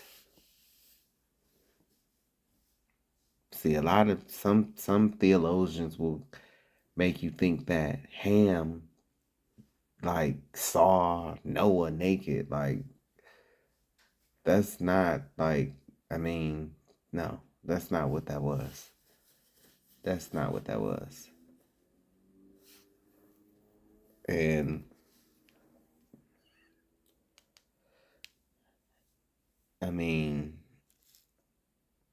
that's nothing that's chances. Men that you're not supposed to see your mothers or your sisters or stuff like that, but chances are if you in a house full of boys and your father and I'm the youngest of 7, so yes, I saw a penis coming up. I'm just keeping it real. I'm a boy. I'm a man. You see other men in the locker rooms at the gym before all this weird shit started going on at these gyms and these locker rooms. But that's how it is, And on the women's side, they see each other too, So that's not bad. So no. Ham slept with Noah's wife. And that's how Canaan came about. If you think about it, if you look on the map, it almost doesn't make sense. You got Ethiopia here, Egypt here, and Libya here, and then you got Canaan over here. Yeah. It would seem like all of their land would have been all of this North African land. But anyway, I'm saying all that to say, Ham takes all of that land. Well, what about the rest of Africa? What about Central Africa? What about South Africa? What about West Africa? These are populated lands. Genesis 10 doesn't speak anything about these lands, but somebody lived there. Somebody would eventually live there. And I believe, this is where my studies have taken me, I believe one of the sons from the union between Abraham and Keturah in Genesis 25, one of those sons is named Epher, E-P-H-E-R. Some spell his name as A-F-E-R, Africa. And so I believe that through Abraham, the rest of Africa was populated. Now, Ophir. It's Ophir. I had to think about it, like, cause the name threw me off, and the way he said Ephir or Aphir, and it's like, no. Well, from how I learned it, it's Ophir, and I talk about this in my videos afterwards. I'm gonna show you. I've been talking about this. I've been talking about this stuff since 2014. I've been talking about this stuff. But yes, what he just said is very correct. Very correct. The rest of Africa was populated through Semitic blood. And it's an extension. It's not the motherland. Israel is the motherland. Africa is the extension. Israel sits on the North Tectonic Plate of Africa. Israel sits on the North Tectonic Plate of Africa. Hello? Do you get it? Israel is the motherland. Africa is the extension of that motherland. we're still in the history category, right? We're not talking theology. Yes. Right? We're just talking history. I think it is sinful that in 2026, the Bible is still being whitewashed. Still. Why do we still have, I'm not making this, hear my heart, Ezekiel, hear it. I'm not making this about race. I'm not making this about ethnicity. Yes. I'm just, let's call a spade a spade. I think it is sinful that in 2026, the Bible is still being whitewashed. We're still in the history category, right? We're not talking theology. Yes. Right? We're just talking history. I think it is sinful that in 2026, the Bible is still being whitewashed. Still. Why do we still have, I'm not making this, hear my heart, Ezekiel, hear it. I'm not making this about race. I'm not making this about ethnicity. Yes. I'm just, let's call a spade a spade. Come on. We still have images of European white Jesus? Seriously? And people are holding on to it? Like, just do away with all the images.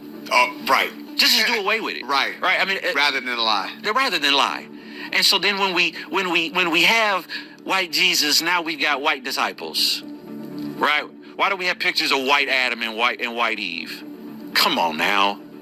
Can we use a little common sense? Just some common sense. And our kids, they have it in their books, and it's, and it does something psychologically. It does. I'm going to tell you what, one of the things it does. Yeah. This is why white supremacy still exists in the church. The one place it shouldn't exist.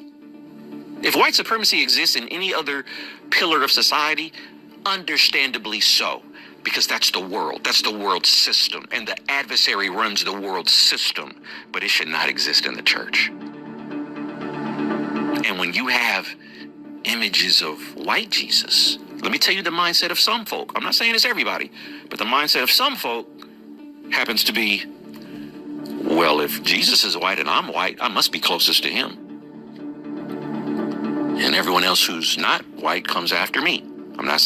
That's interesting, because that's the system that your father bought into. You know, Fred Price Sr. That's the system that your father bought into. That's why I don't really give this guy too much flack, you know, but I seen his interview and he's still straddling the fence on some things, you know, but I do agree with him when he's talking about, you know,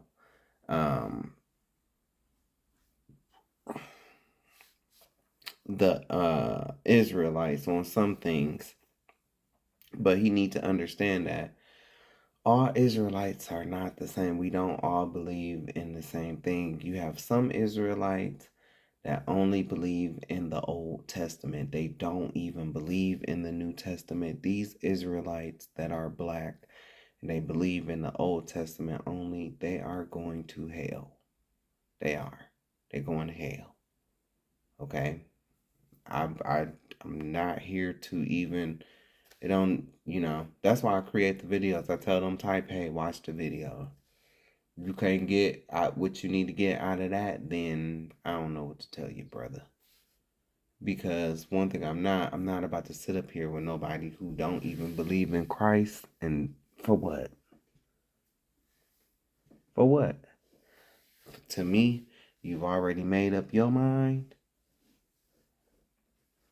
And that's cool. Let's see who's gonna win in the end.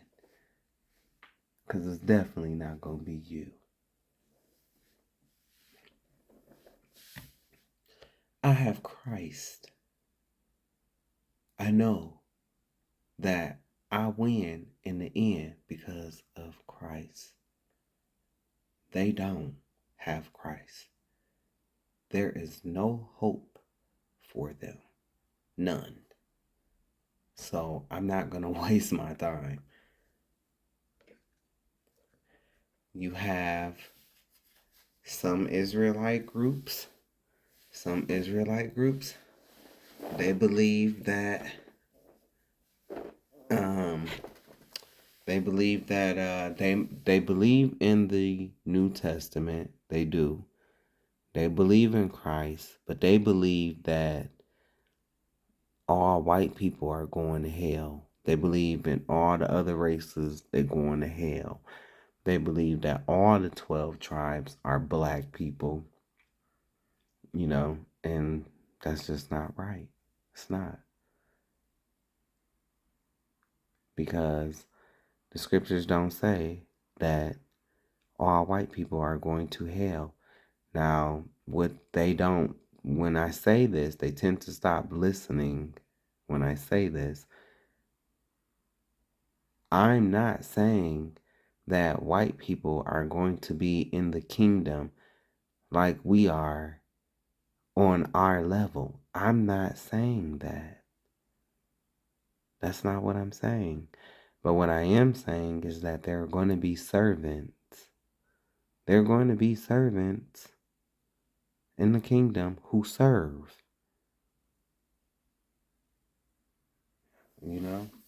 How we served, how we used to have to bring grapes and stuff like that. But no, they're going to be servants. And it's going to be a very small remnant of them. It's not going to be a lot. It's going to be a remnant, though. Isaiah 14, 1 and 2. Amos 9, verse 12. I always give those scriptures. There's going to be a remnant of white people. And then there's going to be other races. These races, they are not going to be on the same level as the Israel, as black people. They're not going to be on the same level, but they do make it in. They make it in to be servants. This is why in Revelations it speaks about the other nations coming to take leaves and take it back.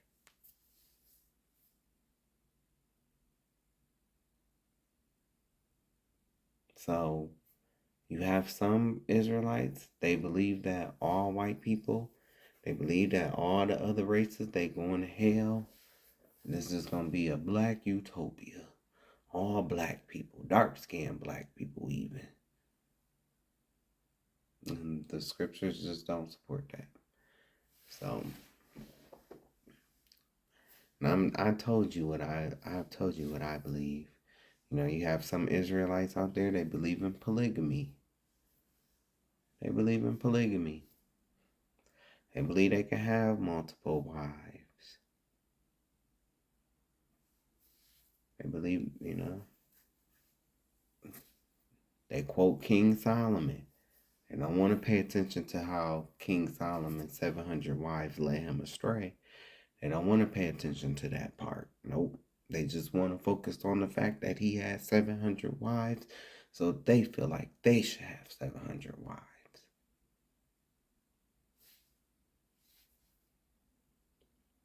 We are not all the same.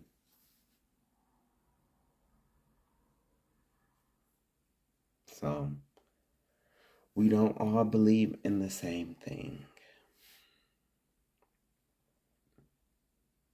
And that's the most important part. We don't all believe in the same thing. You're not going to catch me out making white people kiss my boots. That's not the way of Christ.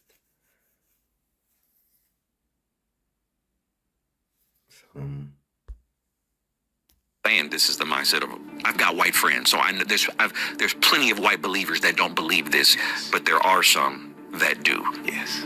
There are plenty. So that's what really got me looking into Deuteronomy 28:68. I says, there's some validity here. That's what started me digging into what color were those 12 sons of Jacob when they came out of the womb of Rachel and Leah? What color were they? They weren't white. What color were they? They weren't white. They were yo color. they were dark skinned. Facts. Color. What color were those 12 sons of Jacob when they came out of the womb of Rachel and Leah? What color were they? They weren't white. Nope. They were yo color. Yes. they were dark skinned. Yes. Black. Facts. Black. Are we to believe that dark-skinned Israelites suddenly don't exist in the world today? That's what they want you to believe. No, that's impossible. That's impossible. We know that the Limba tribe of South Africa, they are Israelites. The Igbo Jews of Nigeria.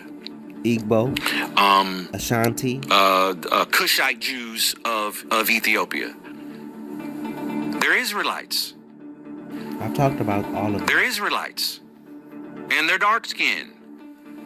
And the world should know that. The world should not, when they think of Israel, they shouldn't just think of one color and one complexion and one people group. Come on. And with the historical aspect, only because I do believe that we need to present biblical figures as they are described in Scripture. Like, what, the white Jesus is the one that has baffled me. Like, that is so sinister when you really think about it. Like, we know it came from Renaissance art. Yeah. But why is it still here? Isn't that crazy? Yeah. Still here? Like, we get why Michelangelo and Leonardo did what they did then. We get that. But it's 2026, bro. Like, why are we still retaining this image of... And, bro, I held my tongue. Like, that's not even Jesus anyway. That's Tammuz. That's the Celtic sun god Lu. That's Serapis Bey. I mean, that's Cesare Borgia. That's who that is. All these names that he's quoting, I've talked about it. Tammuz, Cesare Borgia. I've talked about this stuff. But when I talked about it years ago, I don't know what I'm talking about.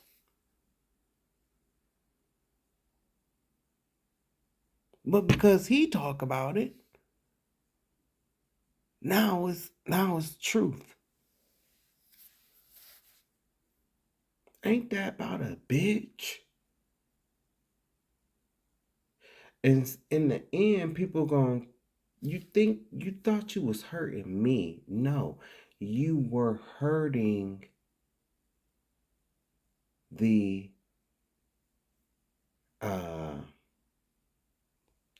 and blocking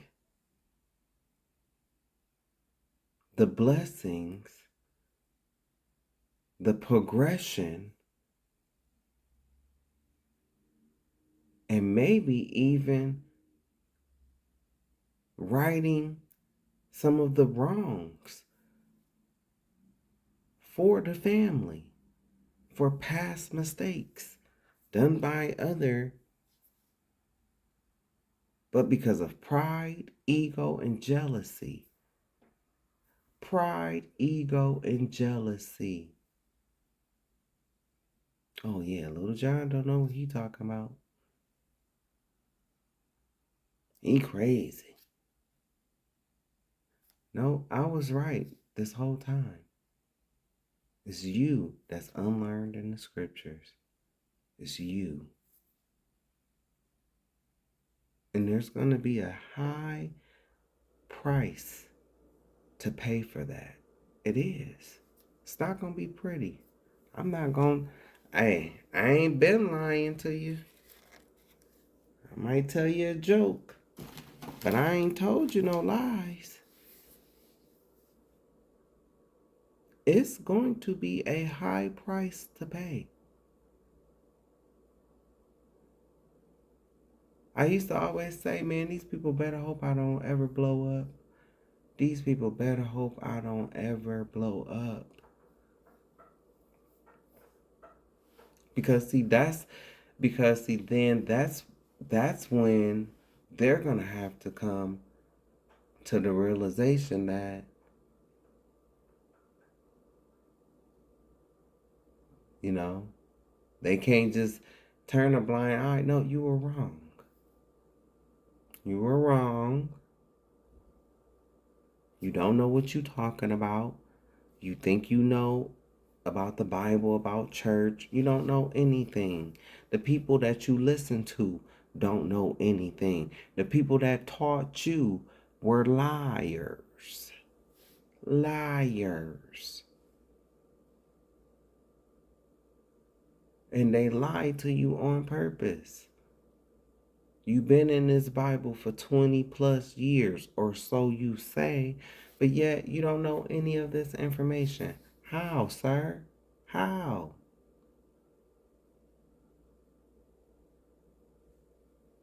And then when God sends you a messenger, when God sends you, because you don't even understand how God works. I've told y'all before.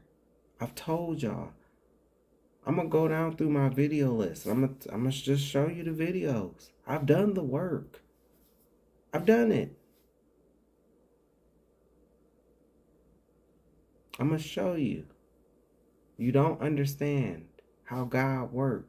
You looking for TD mistake, creative flow of dollars. That's who you waiting on. God don't work like that. He gonna send you a messenger. They're gonna come from amongst you. They're gonna come from out of your family lineage. But you so mad and jealous because it's not your grandson. You so mad and jealous because it ain't your such and such who you want it to be. We see that in the Bible too. Look at Esau and Jacob. Isaac, who was blessed, he loved Esau, but God saw favor in Jacob. So at the end of the day, it's not about who the favorite nephew is and who the, favorite niece is and who the favorite grandchild and all of that. No, it's about who God says. And as far as for my family goes, I was the one that was chosen. Evidently, look at where we're at. Look at the climate that we in. Look where we at. Everything that I have been talking about is coming to pass. But people didn't want to listen because they were jealous. I went through that with cousins. There was male cousins trying to call me. I made a post. It really wasn't even about nothing. But one of my so-called off-brand, who's not even a savage, like one of the off-brands, we call them the others. Like you're not a savage. You're a other. You're an other. But mad at me. It's like Then talking about something, yeah, because we all want to be recognized as smart, and it's like, you're not in this family. You're not a savage. Like, what don't you get? You come from another man's lineage. When your grandmama, who's related to my granddad, was sleeping with that married man and produced a child that produced you, yeah, you come from that married man's lineage. See, in the Bible, we are ordered by the houses of our fathers. See, my granddad was last name Savage. My dad's last name is Savage. Therefore, my last name is Savage. See, it's passed down through the man. So if you don't come from one of these men, one of these brothers of my father, because I know you don't come from my father, you don't come from my grandfather. So if you don't come from, then you're not a savage. You're a part of that other man's lineage. So you go try to be smart and be intellectual for them over there.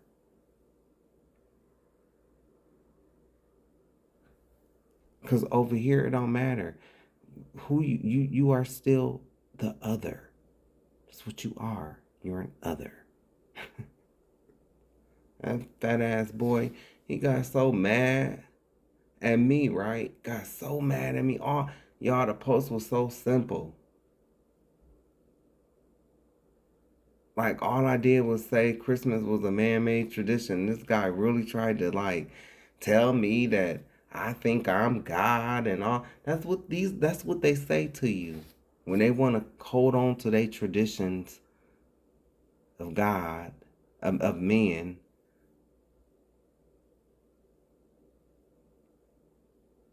Like, did I even send you a friend request? I never even friend requested you. You know, I'm telling you, these people be weird. They be weirdos, man. Be weirdos. That's why I don't mess with a lot of people in my family, so-called, quote unquote. Cause they weirdos. You know? They wanna be seen as being godly, or, you know, having the knowledge and wisdom of God. But if that's the case, if you had the knowledge and wisdom of God, you wouldn't have created a broken home. You wouldn't have gotten with a partner who down the line is now against you.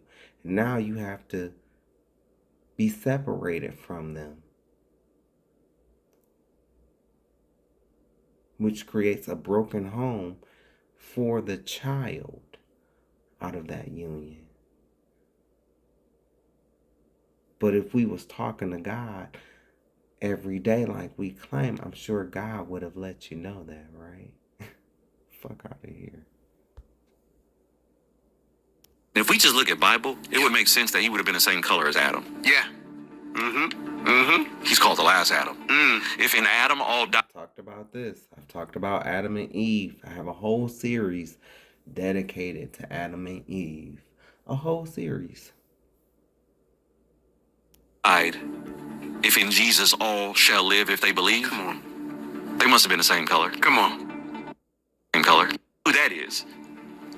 If we just look at Bible, it would make sense that he would have been the same color as Adam. Yeah. He's called the last Adam. If in Adam all died, if in Jesus all shall live if they believe. Come on. They must have been the same color. Come on. And the Bible says Adam was ready. He was the color of the dust of the earth. That's my skin So Jesus color. must have been the same color. That's why I pointed to I think my that's a skin. safe assumption. Yeah. But if you're too ignorant or afraid, Yep. then leave it alone. Then leave it alone. Yeah, just leave it alone. We're not gonna do images then. Yeah.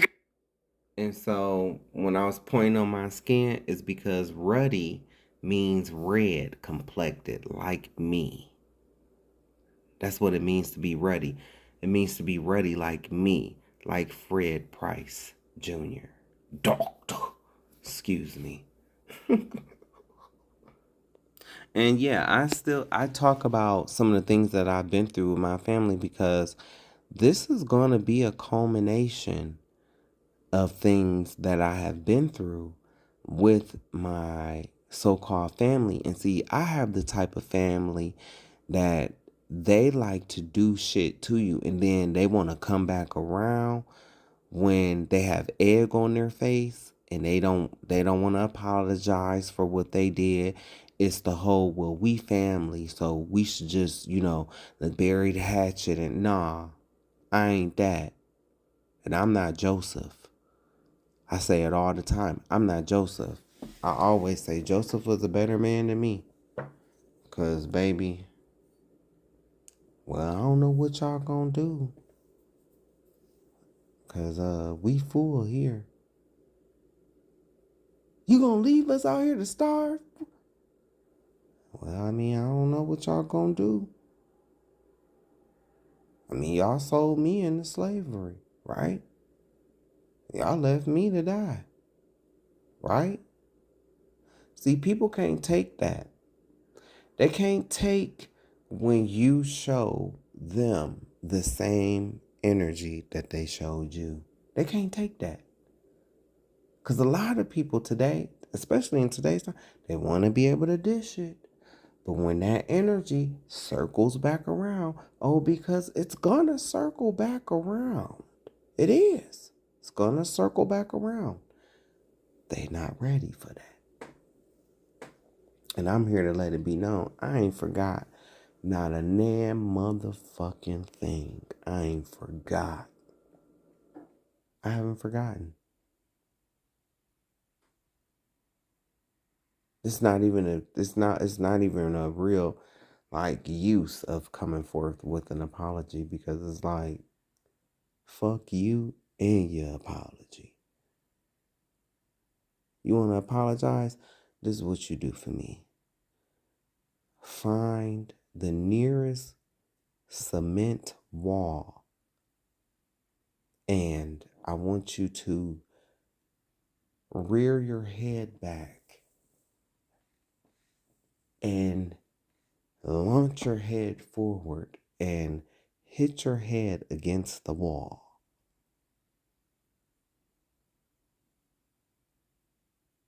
Oh, we not willing to do that? Okay, well, fuck you and fuck your apology. Bye. Fuck out of here.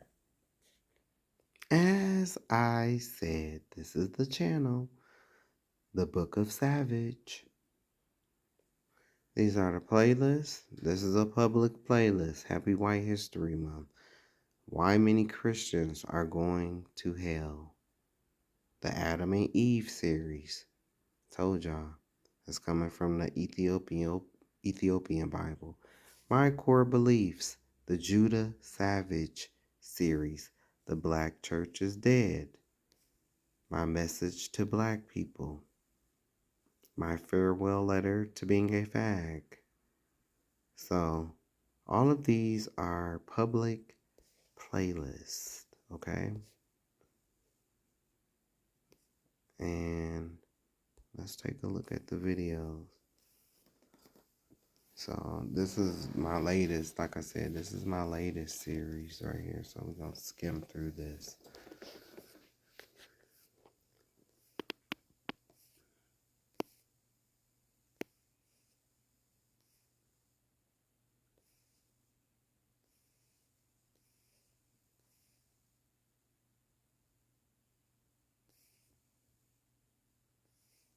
Look. So, they was talking about Paul Morton was talking about white evangelical Christians, right? But didn't you see the video that where he was talking about? Well, I'm telling you why they going to hell. I'm telling you why they are going to hell. Do you see this demon right here? Do you see this? See this white demon? Yeah. See, this ain't the NBA or the NFL. So, I know, y'all don't really care because it's not you. You're not the one that's presenting this information. So, if it's not you doing it, then it doesn't matter. That's how a lot of y'all are. But I've done the work nonetheless. This is 5 different videos on. Yep, and I talk about Wooten, but I've done the work. I talked about white people and their Christianity.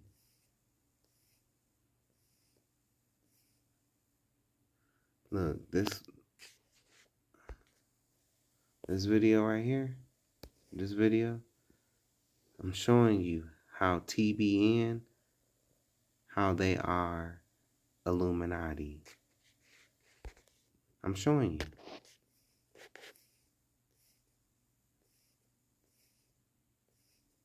Oh, why I am so mean to Christians? That's a good one. You should definitely watch that.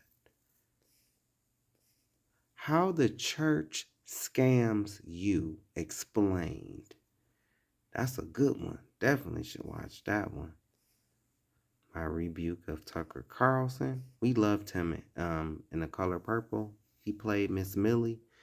We loved Tucker Carlson in that. Did a short little thing on slavery. A little 3 video series on slavery. Let's talk about slavery. Coloreds only. Let's talk about slavery. Let's talk about sex. Because a lot of y'all don't have any real knowledge about sex. The truth about Sodom and Gomorrah. Remember how I told you how the Catholic Church is responsible for creating Islam? Well, here's the proof. Here's the proof. Talk about rap music.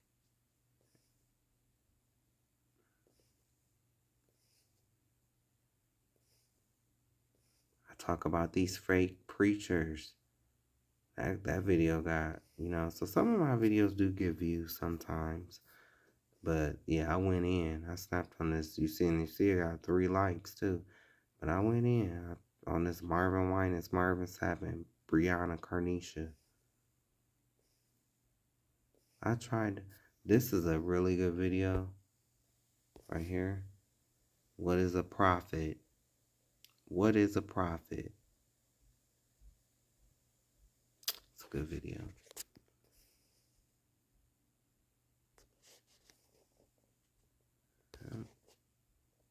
I really.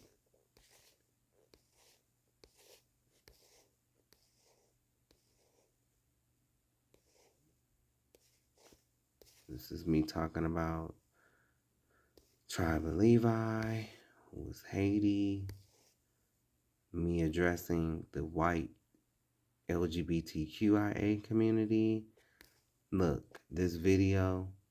This is the video that I talked about earlier when I said that I broke down Snoop Dogg's video on this video right here. You see it? Yeah. Now we coming to like 2 of my favorite videos. This video right here. This video right here. Holy Spirit is a woman or the feminine spirit. These 2 videos right here. These 2 videos, part of my core beliefs. These are my 2 favorite videos right here. A lot of information here.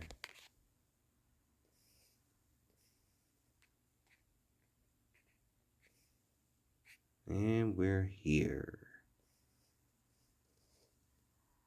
Okay, so this part, this is all the Israelite stuff right here. From this all the way down, talking about the route that our people took. Yep, talking about the different routes we took.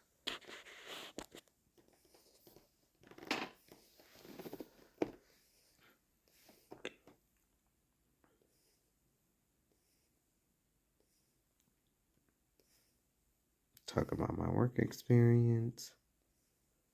I talked about the kings, King Solomon, King David,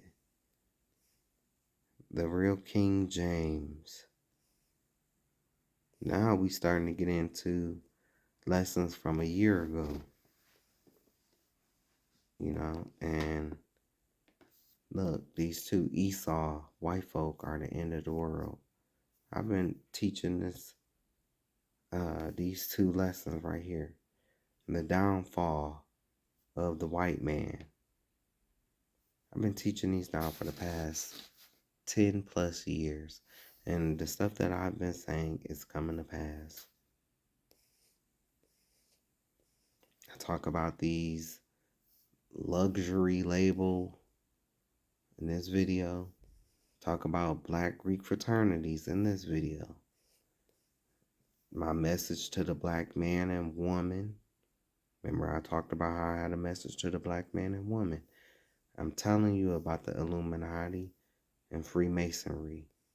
These rappers who have sacrificed their own mamas for fame and money. My addressing of the black gay community. Black gay men hate black gay men. The truth the black LGBTQ don't want to face. I can cook.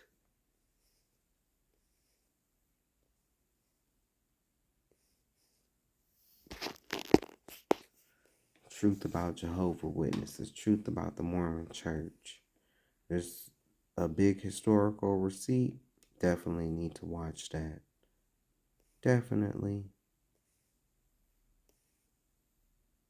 And see this 424 pages, the hidden history. This is from my book. This is from my book. All of this came from my book. Truth about tithing. Truth about tithing. Silent oath among predators. See, all of these videos, I've been talking about this stuff.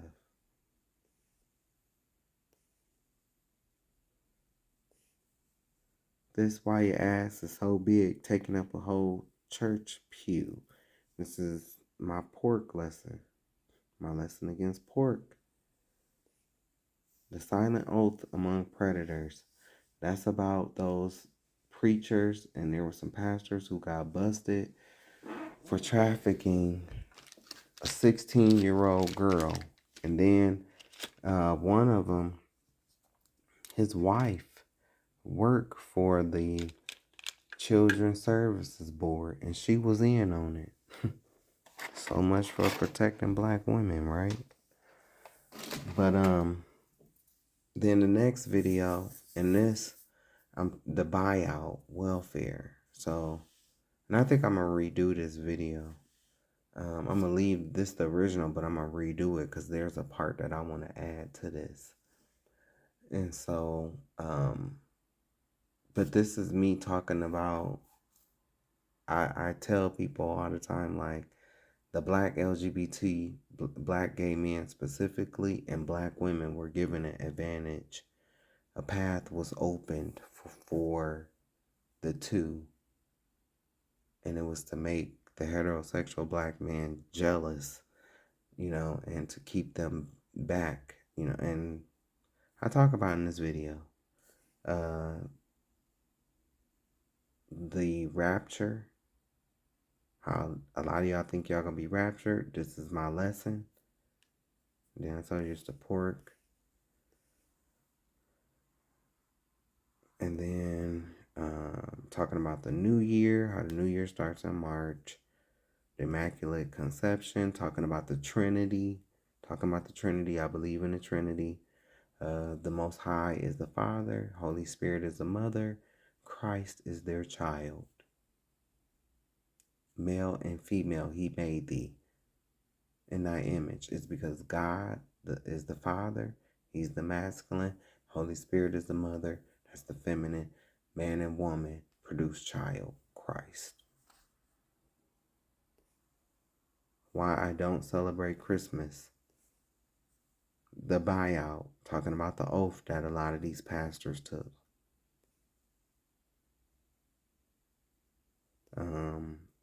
Why I don't celebrate Thanksgiving. TD Jakes had a situation. That's what this other video is, my thoughts on the TD Jakes situation. And plus I show another video on there. I think I'm gonna rewatch this video because I don't remember what this is all about. But no homo. I remember that basketball player said that. It was a big thing about it. And then, so these next two videos, evidence, proof, receipts. Well, these are the evidence, proof, receipts, but it come from this video right here. Welcome to the LG HD TV community, a hijacking of the trans community. And so that's just the evidence, the proof, and receipts. So it's an excerpt of this video. Me talking about the presidential election. I voted for Harris. Talking about these fake pastors. Topics. Talking about my cousin. Me leaving my apartment of 8 years. My first apartment. 8 years where I moved to. Gentiles cut off. Christ quoted from the law. Gentiles grafted in. Everlasting covenant. So I'm explaining, the covenants, where Gentiles fit in. My lesson on Paul. Also, you thought you knew Paul. Speaking in tongues. Pentecostal church.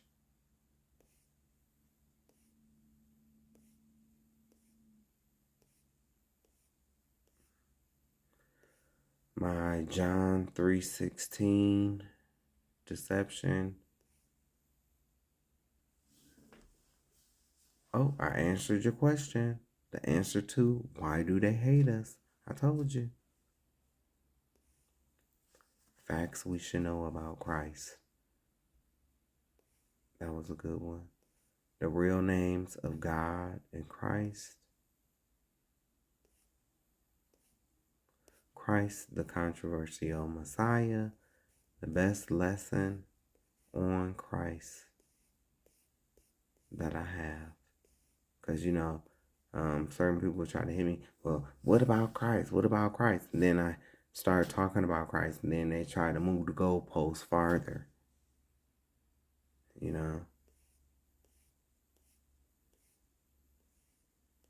Truth about Sunday. How to keep the biblical Sabbath.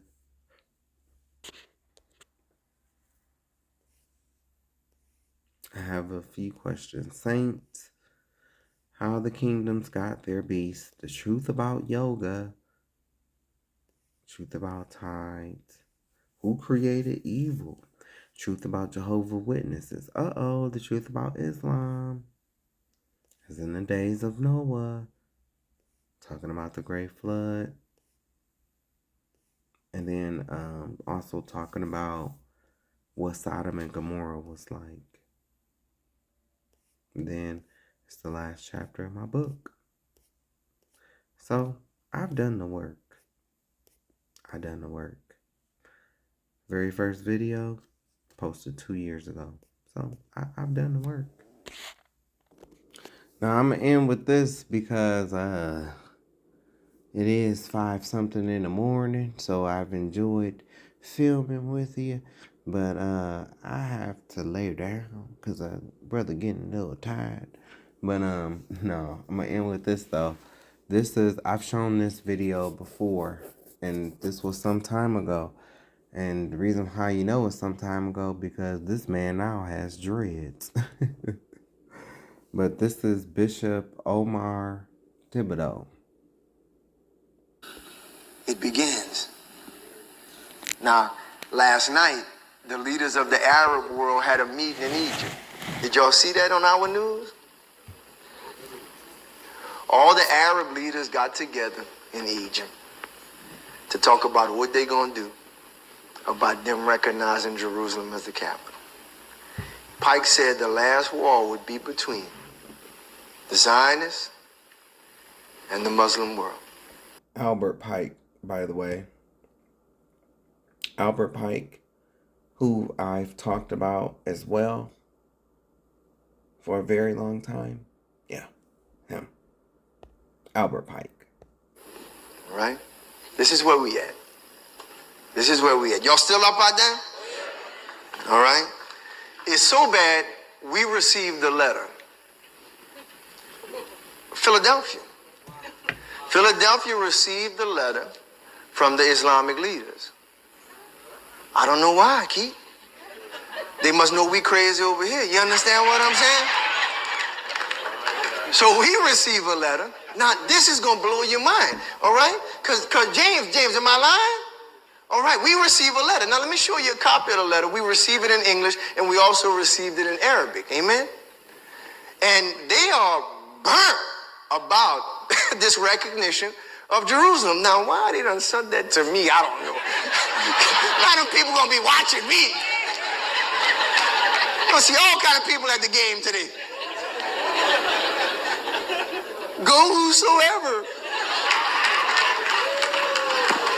In the world they gonna send that to me for? But they watching you, Israel.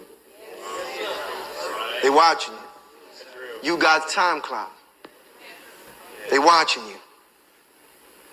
Because your motions, your movements, your ascent, your rise, your prosperity, show the world where we at right now. They wrote us. Now look what they say in the letter, right? All right? Go to the next clip. Look what they say. Hallelujah. This is where it's from. The Saeed Abdul Hadi, the administrative trustee, the global guardians of the Al-Aqsa. You know what I'm saying? The Dome of the Rock and stuff like that. They gardens of it. And they writing us at Philly and they telling us, Washington cannot broker peace negotiations on behalf of the Palestinian and the Jerusalemite family. They can't broker peace negotiations between the Palestinians and with the 13th Jewish tribe of European Ashkenazi Khazars, who, contrary to Nikki Haley, who is our UN ambassador, she asserted at the United Nations today, amen, they're saying that contrary to what she said, this 13th tribe, these European Ashkenazi Khazarians, do not carry any biological lineage to the original black-brown 12 tribes of the Hebrew.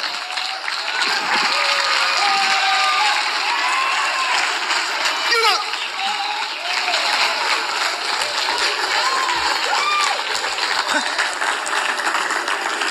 you're the only one that don't know who you are. The rest of the world knows who you are. You see, these people have no biological lineage. This is why the UN, time after time, say, you don't got nothing to do with this city and nothing to do with this country. And they get mad. The UN is somehow against it. No, they're not against the real Israel. They're against the fake one.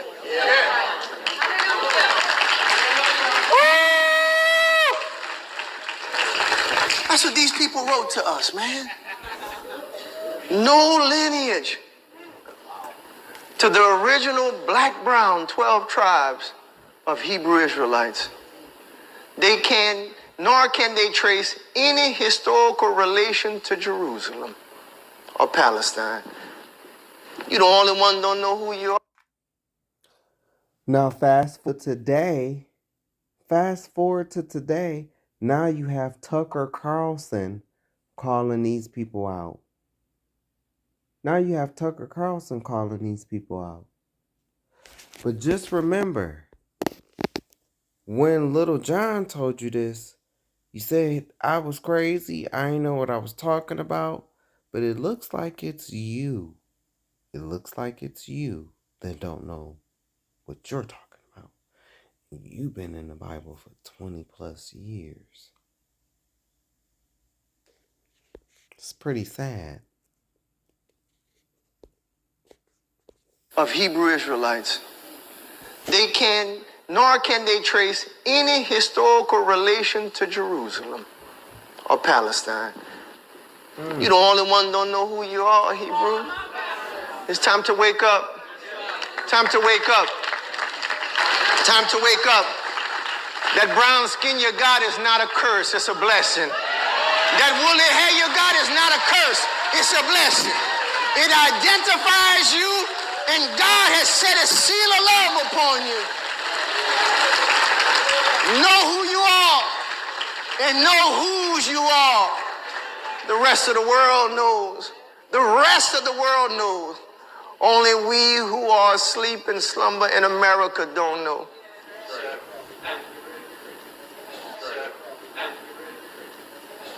It's the beginning of the end.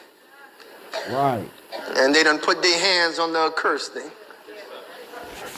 It's the beginning of the end. That's right, it is.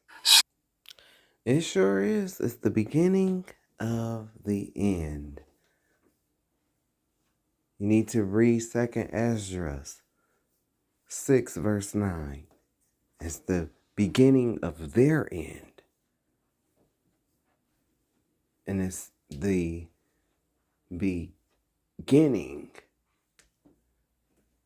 of our time. We will rule under Christ under a 1,000-year reign.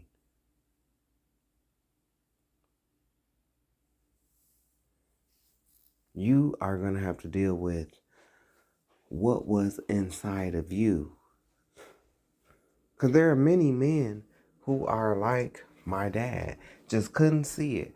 Couldn't see it. I remember he used to always say, I'm a Gentile. I'm a Gentile. And it's like, what's wrong with knowing that you are Israel? Like, why can't you accept that? Because black people have been beaten down so bad that they can't even imagine themselves as greatness. And that's a shame. That's a shame. And people are going to see. People are going to see, like, my job was never to convert you or convince you or anything like that. That was not my job. That was not my purpose nor my goal. It was so when you do stand in judgment, you're not going to be able to say you didn't know. You're not going to be able to say you never heard of this. You're not going to be able to say that because you was told. You just chose not to believe. You chose not to believe. And that shows unbelief. See, you thought you was getting your rocks off when you were rejecting me. No, you're going to find out that you rejected Christ. You rejected the Most High. You rejected the scriptures. You rejected God's messenger that was sent to you out of God's love. You rejected that. It's like if you're in the ocean, right? And the ship comes by and they throw you and you know, perfect example. You're a heterosexual black man, right? Let's go with that.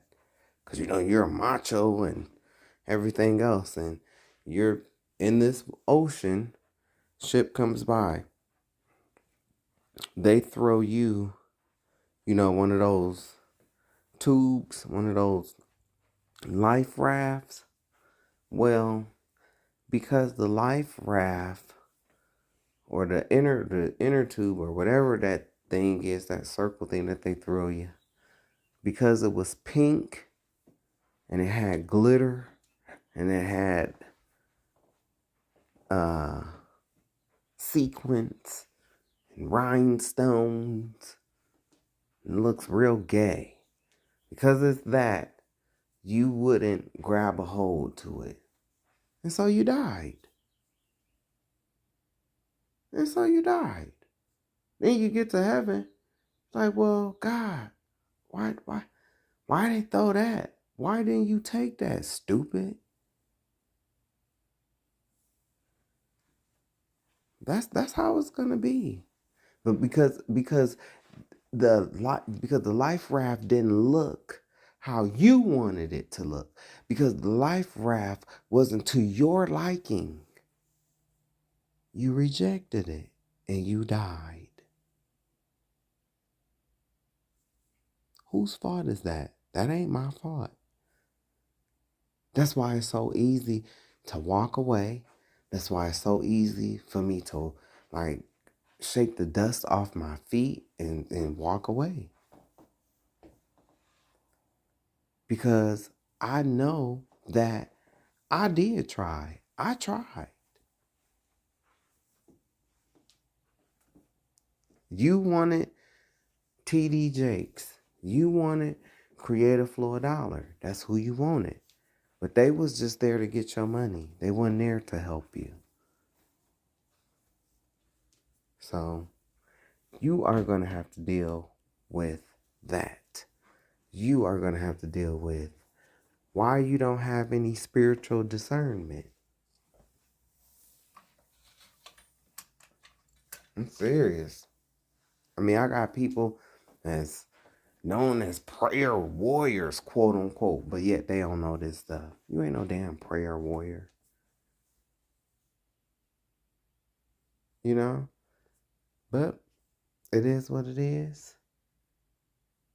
And like I tell everybody else, we will see who will win in the end. But I know the blood is off my hands. The blood is off my hands. And I have the receipts. I have the videos. I did what I could. I did what I could. Y'all have a blessed day. Love you.